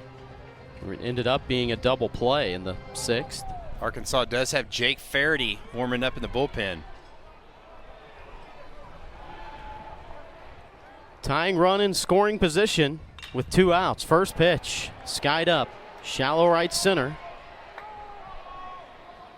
And Nolan Souza's got it for Arkansas. Out of the inning, 2 left. Good stuff. He's got a live arm. He'll run upper 80s. He might even hit 90, 92 with that fastball. Got a really sharp slider that's kind of a 3/4 arm slot, so it's got a lot of horizontal movement.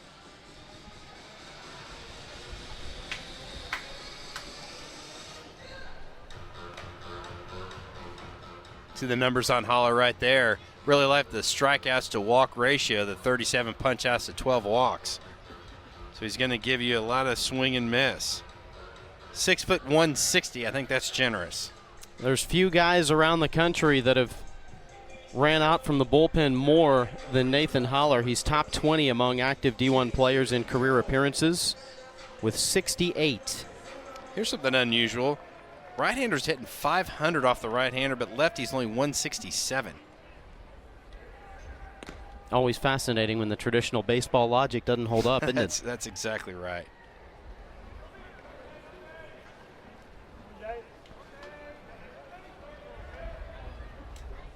Jason Jones, 1 of 3 today, has a hit in all 3 games this weekend.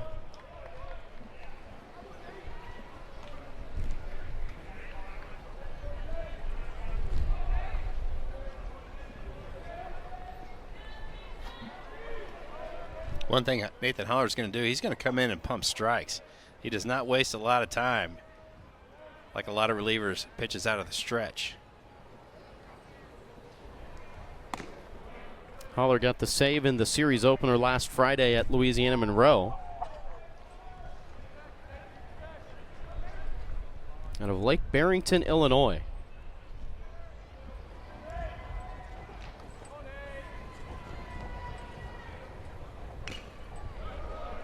Jones got just enough to stay alive.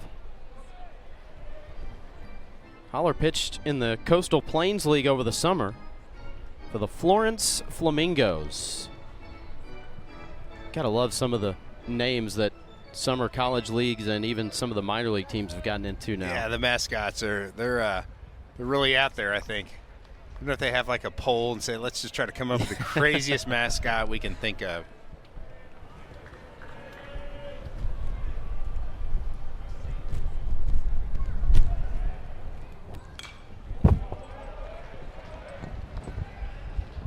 The Rocket City Trash Pandas is my kid's favorite. Yeah, that's a classic. Just a 2-run ball game. Arkansas 5 runs on 10 hits. They do have a pair of errors. The Racers 3 runs on 7 hits with just 1 error.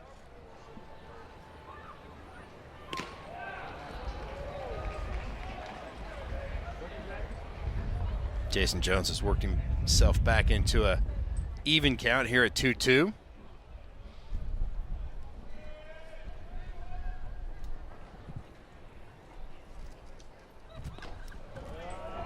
.92 again. That one a little bit closer, but still outside. Jones doing a good job not expanding the zone. Arkansas would love to get this leadoff batter on.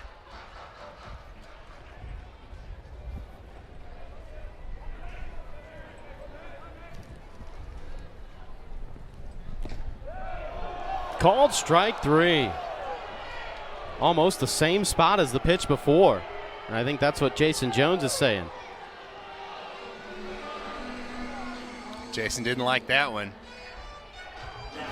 I think you're right. It looked really similar to that one. See, the catcher set up inside, and I think that's what makes this pitch look so bad is where the catcher set up. If he would have been out there and stuck it, it would have looked like a really great pitch.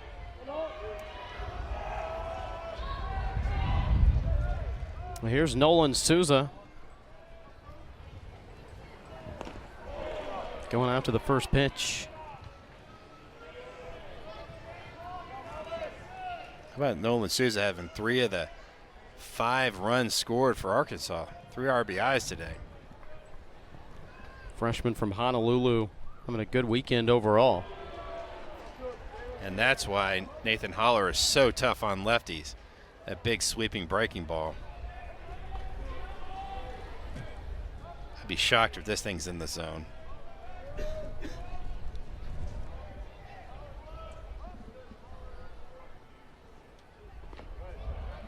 Holler, who appeared 19 times out of the bullpen a year ago, the 4.11 ERA, 3-to-1 strikeout to walk ratio.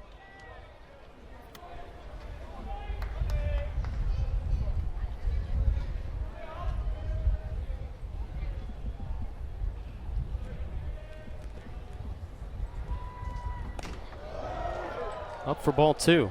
As Ethan Kreisen forced to pop up. He'll catch the majority of the games this year. The starter behind the plate the last 2 days, and he came on in this game in the bottom of the 7th. I think that was a show me pitch. I think he's going to come down and bury that breaking ball down in the dirt again. They're right at his back foot.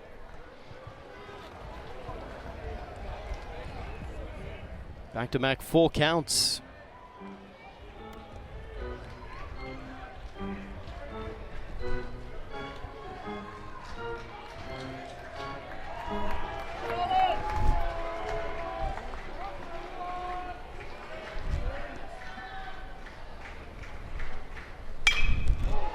This one hit up to deep left center, playable, and Mercer's got it. 2 down here in the bottom of the 8th. Brings up Jack Wagner, who's 1 for 3 today. Number 4, Jack Wagner.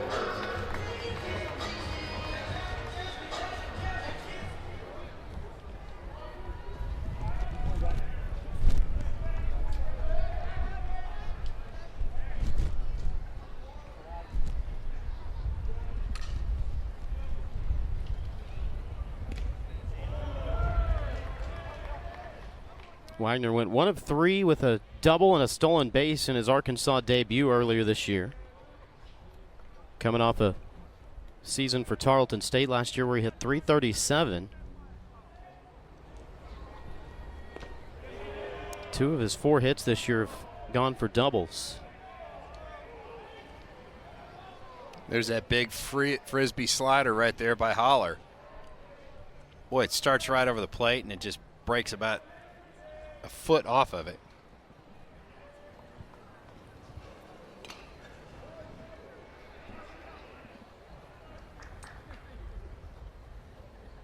It's a meaningless play mostly, but young baseballers take note. Wagner continued to run on that play because you never know. That ball could have spun back into fair territory, and that's what he was looking at. Yeah, it could hit a dirt clod. You're right. You just never know what's going to happen.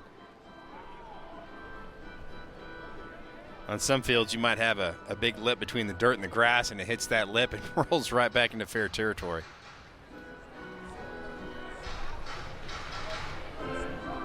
It's the knowledge of a guy that's played in hundreds of ball games.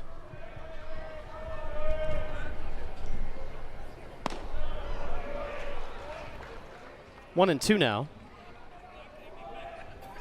Murray State will have 8-9-1 in the lineup due up in the 9th. Racers have stranded 6 over the last 4 innings. Hit to short. Vogel comes up with it, and it's a 1-2-3 relief inning for Nathan Holler. We go to the 9th. Last chance for Murray State. Hogs leading it by 2. know you've got a guy, he's settled, he's been throwing strikes. Really the only mistake McIntyre's made was the hanging slider or cutter to Drew Vogel that he hit out of the park. But other than that, you know he's going to fill up that strike zone. And you don't really want any free base runners in this situation. There's the veteran Peyton Holt, who's come in at second base for the Razorbacks. Batter is Ethan Kreisen. Came on in this spot in the lineup for Parker Estes. Veteran guy, Kreisen. 5th year. Hit .330 a year ago. His brother Ben was their closer last year, had 5 saves. And Ethan was behind the plate when his big brother Ben threw his final collegiate pitch a season ago. That's a pretty special moment. That's really cool. Called strike 3. All business for Will McIntyre. Yeah, that's what you're going to get out of Will McIntyre. Again, cutter right there, and just really froze Kreisen.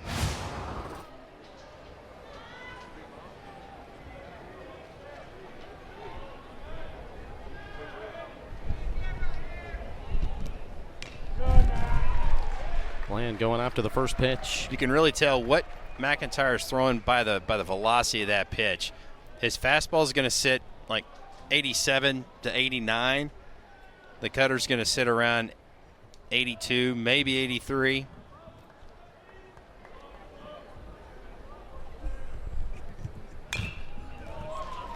There it is again.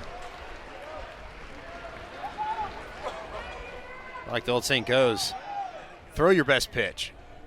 If that's a cutter, just throw it over and over again.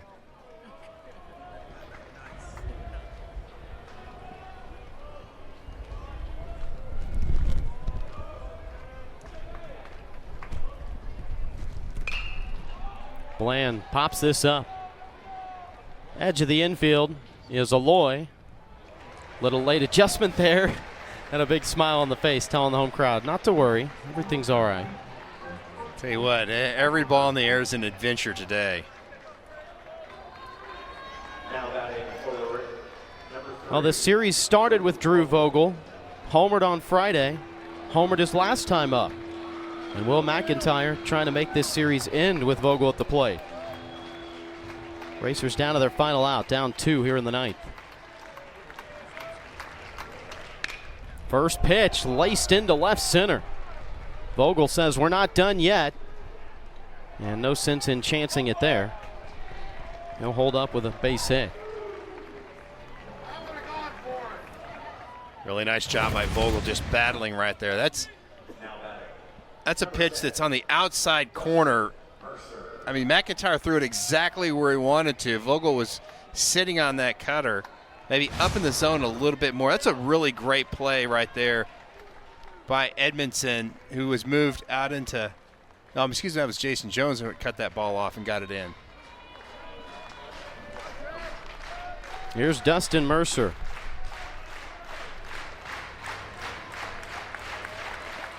Team leading 26 extra base hits a year ago. Arkansas is not holding that runner at first base. And I like that move by Murray State. If they're going to give you the base, take it.